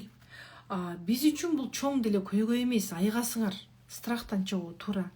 Женский жакта проблема жок болот. Туура. Бир карыш этти таслоо дейби. Жан дүйнөңдү тынчтандырып, тышкы суулук тартуу, самооценканы көтөрүү. Бул туура. Өзүмдү сүйгөндү үйрөнөм, жан дүйнө тынчтыгы. Аял болууну үйрөнүү. Аялдык бакытты сезебиз дейт. Жан дүйнөнү тынчтандырып, Аллахыма баарын тапшырып, баардыгынан айыгуу, менен иштөө. Жашоону баалаганды, өзүбүздү жоготконду дейт. Хорошо. Муну дагы өзүм жоготуп абдан жаман. Муну да вариант кылып алдым. Ички абал өзгөрүп, жан дүйнө тазарып, өзүңдү кайрадан каалаган абалга алып келүүгө болот дейт. Күйөө менен мамиле өзгөрөт. Хорошо. Бул дагы проблема олуттуу. Муну да алып алайын. Жаркырап чыгасың, жан дүйнөң жаңыланат дейт. Сколиоз. Ооба, сколиоз да кетет. Аялдык энергияны көтөрүү. Аялдык энергия дегенди биз көпчүлүгүбүз түшүнбөйбүз да. Эмне экен аялдык энергия деген? Чыныгы аялдык бакыт. Жаңымен туура. Жашоого көз караш өзгөрүп, өзүңдү, природаңды табасың. Супер, жакшы болду бул дагы. Мындай необычный болду да. Баардык эле ушул сыяктуу жооп берет, бирок сиз жүрөккө жеткирдиңиз. Бирөөдөн жакшылык издебей, өзүбүз менен өзүбүз бактылуу болгонду, туура максат койгонду, туура ойлонгонду дейт. Бул дагы туура. Миссиябызды жоготкон болсок дейт. Аял болгондо кылыктанган үйрөнөбүз дейт. Аял затына тиешелүү баардык маселелер чечилет. Ички дүйнө жана сырткы келбейт иреттелет дейт. Шайтандын васвасын жеңесиң дейт. Бул да туура. Намазын тургузуп кеткендер аябай көп. Жашоодо эң керектүүнүн баарын сезесиң дейт. Оору кетет жана оргазм дейт. Туура. Ушуну да вариант кылып алайын. Кайда жүрөт? Өзүмдү тарбиялагым келет. Жашоо бар, жашаш керек дегенди үйрөнөбүзөк. Туура. Ичиңде кара түстүн дейт. Мен жакындан бери унчак болуп баратам. Күндө стресс. Бул суроо экен. Азыр оюнду аяктатып алайлы. Кыздар, эми уланта берели. Мен оюнду жыйынтыктай берейин. Оюнду жыйынтыктаганча азыр эми өзүм калыс болушка туура келип атат. Охо, силер мага чоң жоопкерчилик артып койдуңар. Туурабы? Карылыктын алдын алуу дейт. Туура. Карылыктын алдын алуу дейт. Ички депрессиядан тазалануу. Аял өзүңдү сүйөсүң, осанка түзөлөт дейсиң.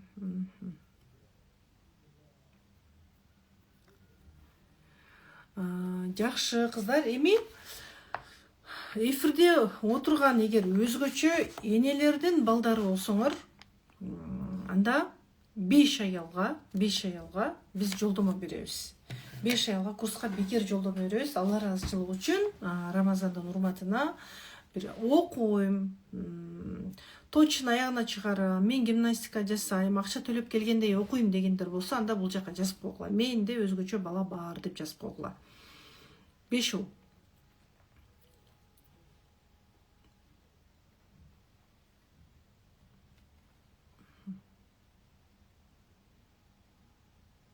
Женская энергия көтөрүлөт, туура. Организм жаңыланат, туура. Жашоо үчүн күрөшүү, туура. Ден соолукту чыңдап жашоого умтулуу, туура.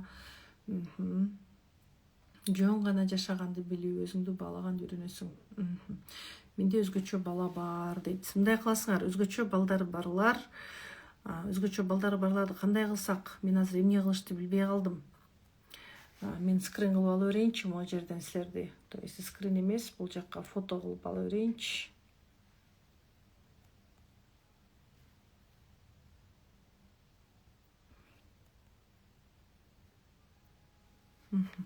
Менде 5 деген кандай ошондо? Менде 5. Мали Рукия деген. 5 деген кандай, мен түшүнбөдүм. Шартым жок бала менен. Сүйүнгүлө, балаңар менен, зато бала бар. Точно яшыңа чыгарам, бала бар дейби, эмне дейт? Менде өзгөчө бала бар дейт.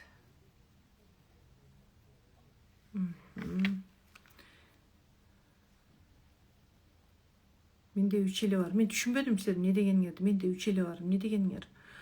Же менде өзгөчө бала бар. Мону алайын. Кыздар, мен кимиңер экенин билбей калып атам да, өзгөчө балдарды, өзгөчө ырыс. Менин 4 өзгөчө балам бар, жаным десе.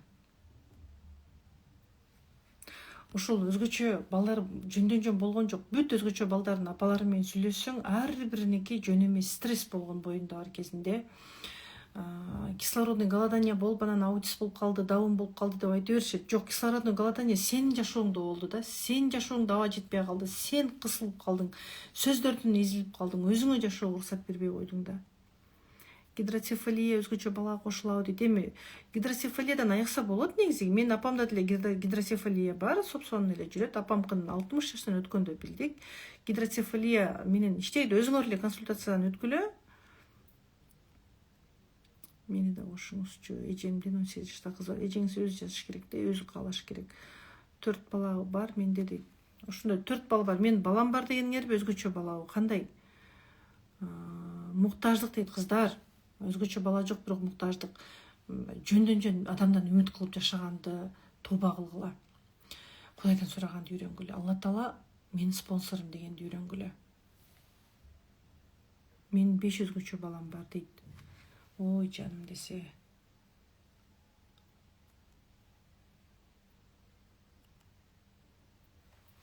Инстаграмдарыңарга жазат окшой бирсеми.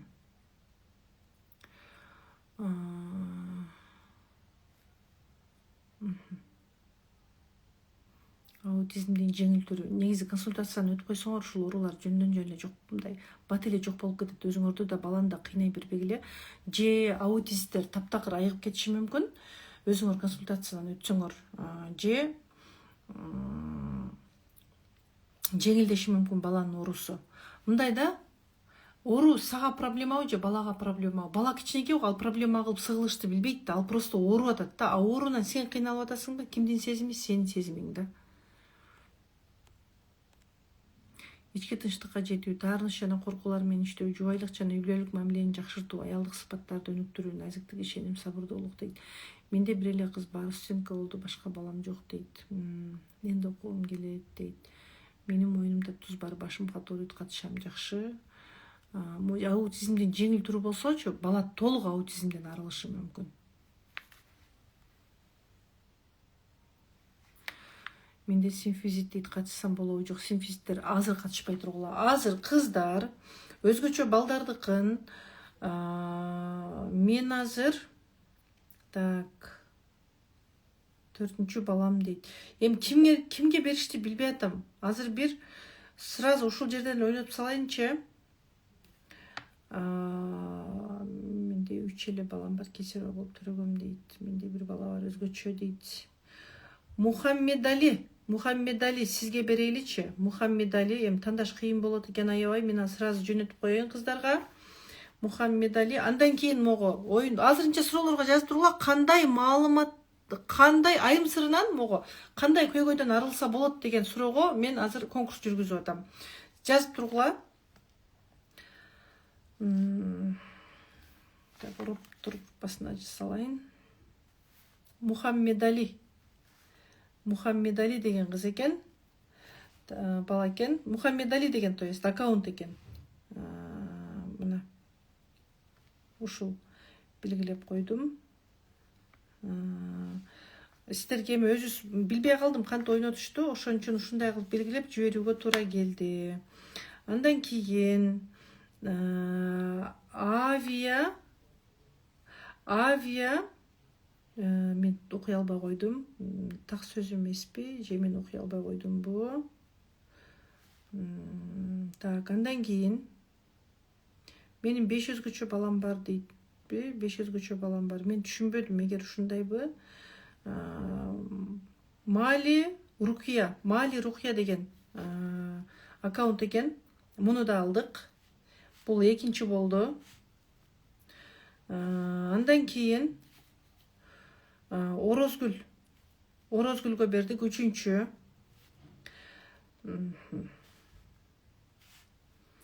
Андан кийин Орозгүл, Рысбекова, өзгөчө балдардын энелери, эми сиздерге Алла Таала сабыр берсин, пайдалуу болсун билимдер сиздерге. Жазгандар көп экенсиздер. Бул жерде Кубатбек кызы Гүлзат деген бар экен. Бул 5-чи болду окшойт. Кубатбек кызы Гүлзат. 1, 2, 3, 4. Төртөө болуптур, төртөө. Ой, нет, бар эле го дагы, бирөө бар эле го. Кана. Биринчиси. Дагы кайра тактап кетейинчи кыздар. Кубатбек кызы Гүлзат 1, Рысбекова деген 2, Орозгүл 3, Мали Рукия деген 4, андан дагы бирөө бар эле 4, анан 5-чиси Мухаммед Медиа деби ушул экен, ошон менен 5-чи болду. Өзгөчө балдардын энелерине ойнотуп бүттүк. Эми окубайт кезге мен баарын окуганга физически жетишпей калып атам да. Балдарыбыз көбү менен мамилебизди жакшыртабыз. Бул дагы туура, азыр эми тандайбыз. Жашоонун маңызы болгон аял затынан эч кимге айта албаган ички сезимдерин изилдеп, андан кутулууга жол табабыз. Туура. Руханий жан дүйнөнү тазалайбыз, руханий жактан өсөбүз дейт, туура. Айым сыры туура тандоо, ден соолук, бактылуу жашоо, сүйүктүү жар, кыздай кынап дейт, зараны катуу кармоо, жана башка дейт. Киста, миома, артроз, артропушение, хондроз, жан дүйнө тынчтыгы, күйөө менен мамилени оңдоо дейт. Ойбу, калыс болуш аябай кыйын болуп атат. Жаштыкты сактайбыз, аялдык бакытты сезебиз, женский оорулардан арылабыз дейт. Кыздар, эми ушул жерде мен оюнду токтото берейин. Мындай болду. Так, мага могу жакты. Мына, могу жерде Чынары Ахмедова деген жазды. Ооба, туура. Жаштыкты сактайбыз, аялдык бакытты сезебиз, женский оорулардан арылабыз, туура.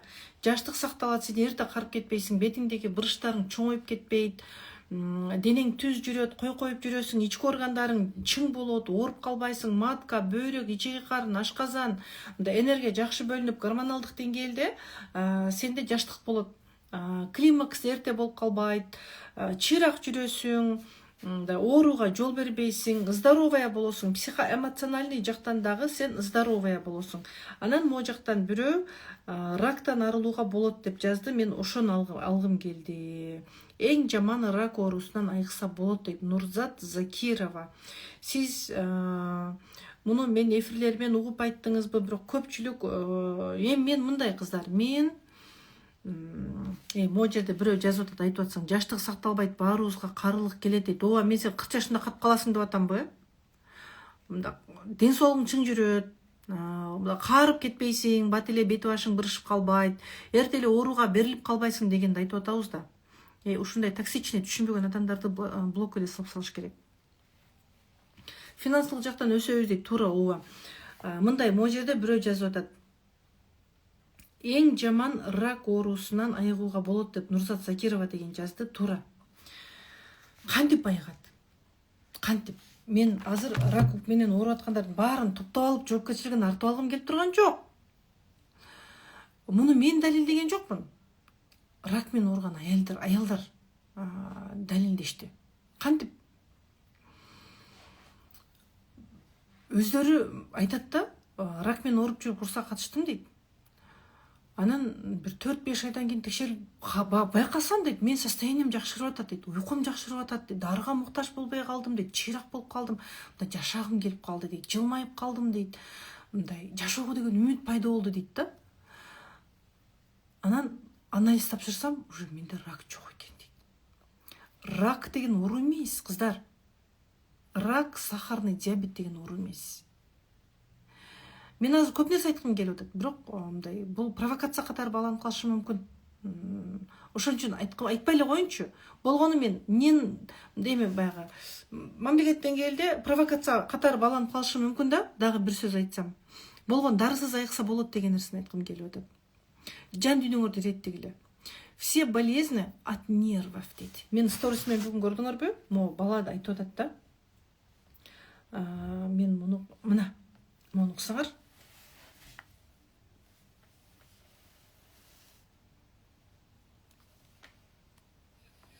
Ничего не держите в себе. Всегда будьте открытыми. Уксаңар муну. Главное, поменьше стрессуйте. Не зря говорят, все болезни от нервов. Ничего не держите в себе. Всегда будьте открытыми. Всегда будьте ближе к родным. И, конечно же, ешьте больше. Түшүндүкпү? Все болезни от нервов деп бекер айтпайт экен дейт. Биз психосоматика боюнча окуганда дагы ушуну айтат. Все болезни от нервов. Муну врачтар да билет, ооба. Бирок биздин медицина жакшы, алар дагы эми дары-дармек менен аракет кылат. А силер гормон, химия албай эле жан дүйнөңөр менен иштесеңер да болот. И ала бергиле, леченияны да ала бергиле, жан дүйнөңөр менен деле иштей бергиле. Жан дүйнөңөр менен иштегиле. Жан дүйнө унутта калып кетпесин. Лечение жазып бердиби, калтырбагыла. Алгыла аны дагы. Анализдер тапшыра бергиле. Бирок жан дүйнөнү унутпагыла. Жан дүйнөнү унутпагыла. Ошол бир аял айтат, рактан айыгат деген нерсени баягы мен билбедик го, болгону мындай экен да, опыт да, эми тажрыйба болду. Мен эмоция менен иштегенге басым берем да. Тарыныш, жек көрүү, айбида булардын түйү кайдан келет? Анан менде сөзсүз проработкалар болот. Проработка жасаганда ошол стресс болгон жер, орган, мисалы, адам боорунан рак болуп калдыбы, таарынып жүргөн да, бирөөгө, ичте ачуу кармалып жүргөн. Анан ошону ал чын жүрөктөн кечирди, түйүн түшүнгөндө боордогу спазм кетип калат. Боордо спазм кетти, спазм баягы иммунитетти киргизбей аткан болот да. Боордогу түшүндү эле ал, боордогу спазм кеттиби, ал жака фырк иммунитет кирет. Чөлгө бир чоң арык суу баргандай эле иммунитет кирет дагы. Анан жана арык суу барып ошол жерде жашап калса, чөлдө уже өсүмдүк өсө баштайт да. Ошол сыяктуу эле баягы боордогу зажим кетти эле, кайра иммунитет кире алат. Иммунитет кирип өлгөн клеткаларды тазалап, ал жерге жаңы клеткалар келет дагы, рак айыгып кетет рактан. Ушундай. Адам ошентип оорудан айыгат. Сахарный диабет деле ошол адам, эми сахарный диабеттин деле түрлөрү бар экен да. Диабет 1, диабет 2 деген түрлөрү бар экен. Диабет 1 бул инсулин жакшы бөлүнбөй калса, диабет 2 мышцалар зажатый болуп, сахарды өзүнө киргизбей коет экен. Инсулин менен сахар экөө кандын составында жүрө берип, диабет 2 болуп калат экен да. Анан силер инсулин алып кыйналасыңар. Эми мен ооруп калдым, айыкпас оору менен ооруп калдым деп кыйналып каласыңар. Жок, айыгасыңар. Коркунучтан арылгыла. Тилди туура жеткизгенди үйрөнгүлө, Алла Таалага таянгыла, Кудайга тапшырганды үйрөнгүлө, билим алгыла. Сен дагы жакшы адам экениңи, түшүн. Сени Алла Таала мыкты кылып жаратып койгон түшүн. Мына канча адамдар бар. Мына могу жерде Асема деген жазып атат. Аллах бизге психолог дейт. Ооба, туура айтасыз. Эч кимибиз Кудайдан улук эмеспиз. Намаз окуп эле Кудайдан сурай берсеңер, баары Кудайдын колунда дейт. Силер неге кирдиңер эфирге? Анда. Эгер жан дүйнөңөрдө баары тынч болсо. Мен силерден акыл сурап турган жокмун го. Мына көрдүңөрбү? Адамдарды карасаң, ушунчалык бешмал намаз окуйт, Кудайга жалынат, бирок пачка, букет оорулары бар. Туурабы? туура, муну эч ким жашыра албайт. Ушунчалык жек көрүүгө малынып калган, күнөөлүү сезимге малынып калган. Өзүн тааныш керек адам. Өзүн тааныбаса сен миллион раз Кудайга жалынсаң деле өзүңдү тааныбасаң сен Кудайыңды тааныбайсың. Ошон үчүн биринчи жан дүйнөң кирет да, анан сен Кудайды оңой тааныйсың. Көрсө, мен жакшы турбаймынбы? Мен өзүмдү салыштыра берип, мен өзүмдү жаман көрүп калган турбаймынбы? Мен ата-энеме таарынып, мен өзүмө зулумдук кылып жүргөн турбаймынбы? Мен ушунча көйгөйдү чечем деп өзүмө зулумдук кылып жүргөн турбаймынбы? Бирөөнү жек көрүп, мен өзүмө зулумдук кылып жүргөн турбаймынбы деп түшүнүп, Кудайды көбүрөөк таанып каласың. Выделение көп кантайга майгасыз. Ошон үчүн жан дүйнө менен иштеш керек. Жан дүйнөң тынч болсо, сен оорубайсың. Ошол. Кана дагы бир жолу номер калтырай элек аялдар, мен өзгөрөм, мен өзүмдү тааныйм, чын жүрөктөн Кудайга тапшырганды үйрөнөм. Мен ушул көйгөйлөрдөн чарчадым, мен арылгым келип атат, эмне кылам билбейм, бирок арылгым келип атат десеңер, анда курска номер калтырып койгула бул жака.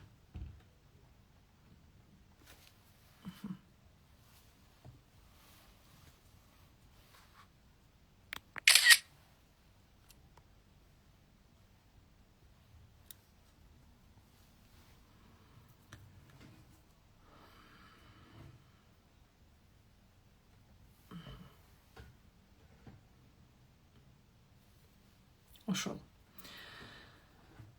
Ким өзгөргүсү келет, ким айыккысы келет, ким жатынын көтөргүсү келет,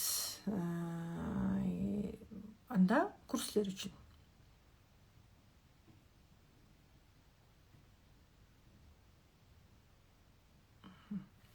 Аткаргыла, курска келгенден кийин аткарышыңар керек, конспектлешиңер керек сабактарды, угуп эле калбаш керек, колтугуңарда бир дептер жүрүш керек. Мына ошондо өзгөрүү болот. Силер отцовтарды окуп атасыңар го, бизде не деген керемет отцовтар бар.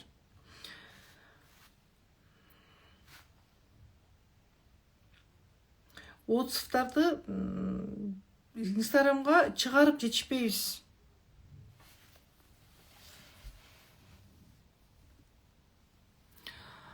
Мына могу жакта эмне дейт?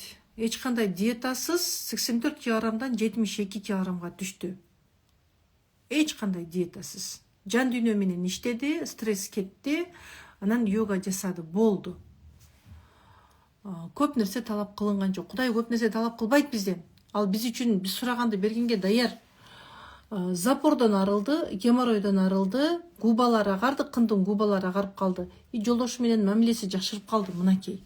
92 экен бул дагы. Бул жакта дагы өзүнүн бул жакта эмне дейт? Жашоомдо көп сыноолор болду дейт. Өзүмө болгон таарынычтарды жеңдим, өзүмдү түшүндүм дейт. Баары таң калышты дейт. Ушундай окуядан кийин кантип чыктың деп дейт. Кадимкидей мындай токтоолук менен өзүңө ишенүү менен жеңип кеттим дейт. Ой, молодец мына. Бул жакта дагы өмүр бою жете турган сабак болду дейт. Жакшы жыйынтарга жетиштик дейт. Жакшы. Бул жакта үй бүлөдө гармония пайда болду дейт. О, молодец. Келишпестик жок болду дейт. Өзүмө көңүл бөлгөндү үйрөндүм, эрте турууну адатка айландым. Молодец, бул дагы жакшы. 5-6 кадам баскан деле жамбаш сөөктөрүм ооруп, анан түздөлүп басчумун дейт. Мына грыжадан да жеңилдеп калдым дейт. Мына кын таарыды, матка сонун болуп калыптыр дейт. Башка улуттар да катышат бизге. Жолдошум экөөбүз жаңы үйлөнгөндөй сый урмат жогору болуп калды дейт. Женский жагым кыздай болду, цистит жоголду дейт. Ой, молодец. Свеча тампондорду колдонбой калдым дейт. Күйгүзүп алгам дейт. Мына гимнастика менен жакшы болду дейт. Круто. Ай циклы нормага келди, чач түшпөй калды дейт, ич тартылды дейт. О, мына. Жатын көтөрүлдү, запор кетти дейт. Мына. Не деген гана керемет отцовтар. Ички дүйнөдө жеңилдик болду дейт. Зара кармагучу түтүкчөлөр бекемделди дейт. Зара кармап калдым дейт. Мына айфондор, умрага путевка дейт. Кын булчуңдары кичирейди, өзүм шокмун дейт. Айыз оорубай келип калды дейт. Зара кармап жеңилдеди, запор кетти. арыктап бетим тунарып калды дейт. Анткени ички органдар иштесе албетте дене тунарат, бет тунарат. Анан ар кандай кремдерди кое бербей, табигый жол менен арыктаса болот и бетти тазартса болот. Шишиктер кетти, айыз оорубай келди дейт, алтын белек дейт, кайрадан кыз болду дейт. Баары сен үчүн деп күйөөм көтөрүп келе баштады дейт. Өзүмдүн ордумду таптым деп атат. Бул дагы ошол айыз боюнча экен. Заара кармап калды дейт, геморрой кетти, кичирейди дейт, самооценка көтөрүлдү дейт, жеңилдик дейт, кындын айланасы агарды дейт. Бир жумада заара кармоочу күчөлөр бекемделди, 700 грамм салмак таштады бир жумада. Подарок бул дагы кан айлануу жакшырды. Кан айлануу жакшырса, зат алмашуу жакшырып, кан барган жерге дарт барбайт. Заара кармай албоодон арылыптыр. Опушение болгон экен, жатын көтөрүлүптүр, чачы түшпөй калыптыр. Бул да чач түшпөй дейт. Айыз оорубай келди, запор геморрой. Бир эле аял бир букет көйгөйүнөн арылыптыр. Запор кетиптир, айыз бул дагы. Жел чыкпай калды дейт, белек тоже. Целый букет дейт. Мына эңкейип эшик барсам белим катып калчу дейт. Айыз учурунда приступ сыяктуу боль болчу дейт. Айыз 3-4 күндө уюган чоң кандар түшү азыр жок дейт. Охо. Круто. Ким? Калс. Не oldu? Жакшы, аз чыгама? Айыз боюнча запор болуп 4-5 күндө барчумун дейт, азыр сонун дейт. Мына про тарифтен эле ушундай жыйынтыктар. Тоже булдар. Биома кичирейди, 50 жашта кайрадан кыз дейт. Кындагы каратак кетти дейт. Каратакка эмне сыйпайм эмес, мына гимнастика жасасаңар эле болот экен. Мына кайрадан кыздай болду дейт. Кыз дейт бул дагы. Айыз цикл нормага түштү дейт. Йогада самооценка боюнча бул жерде узун отсуп экен, запор дейт. Жатын көтөрүлдү, кын агарды дейт. Комплекстүү билим, комплекстүү результат алдым дейт. Милдет кылбаганды үйрөндүм дейт. Жаман ойлордон арылдым дейт. Каалоо жанданды, оргазм жакшырды деп атат. Губалары кичирейгенсип сулуу болуп калды дейт. Белектерди алып атам дейт. Эми ушунча букет отзывдар экен, айыз нормага келди, кынжак агарды деп атат. Эми укмуш, запор, геморрой деп атат бул жакта. Бутум, белим оорубай калды дейт. Кол буту шиши берчи, шишибей калды дейт. Мына киста кетти дейт. 4-5 жылдык артрит көйгөйүнөн арылды дейт. Жатын көтөрүлдү, губа тартылды, сулуу болуп калды дейт. Мына эми укмуш, киста жоголду деп атат. Уйку нормага келди дейт. Ажырашып кайра жараштык дейт. -5 5 арам арыктоо дейт. Оң жак кыймылдабаган экен, уже кыймылдап калды дейт. Жел чыкпай калды дейт. Спайка кетти дейт. Бел оорубай, суставтар какшабай калды дейт. О, круто. Супер. Эми могу жакта жатын көтөрүлдү дейт. Денеде жеңилдик дейт.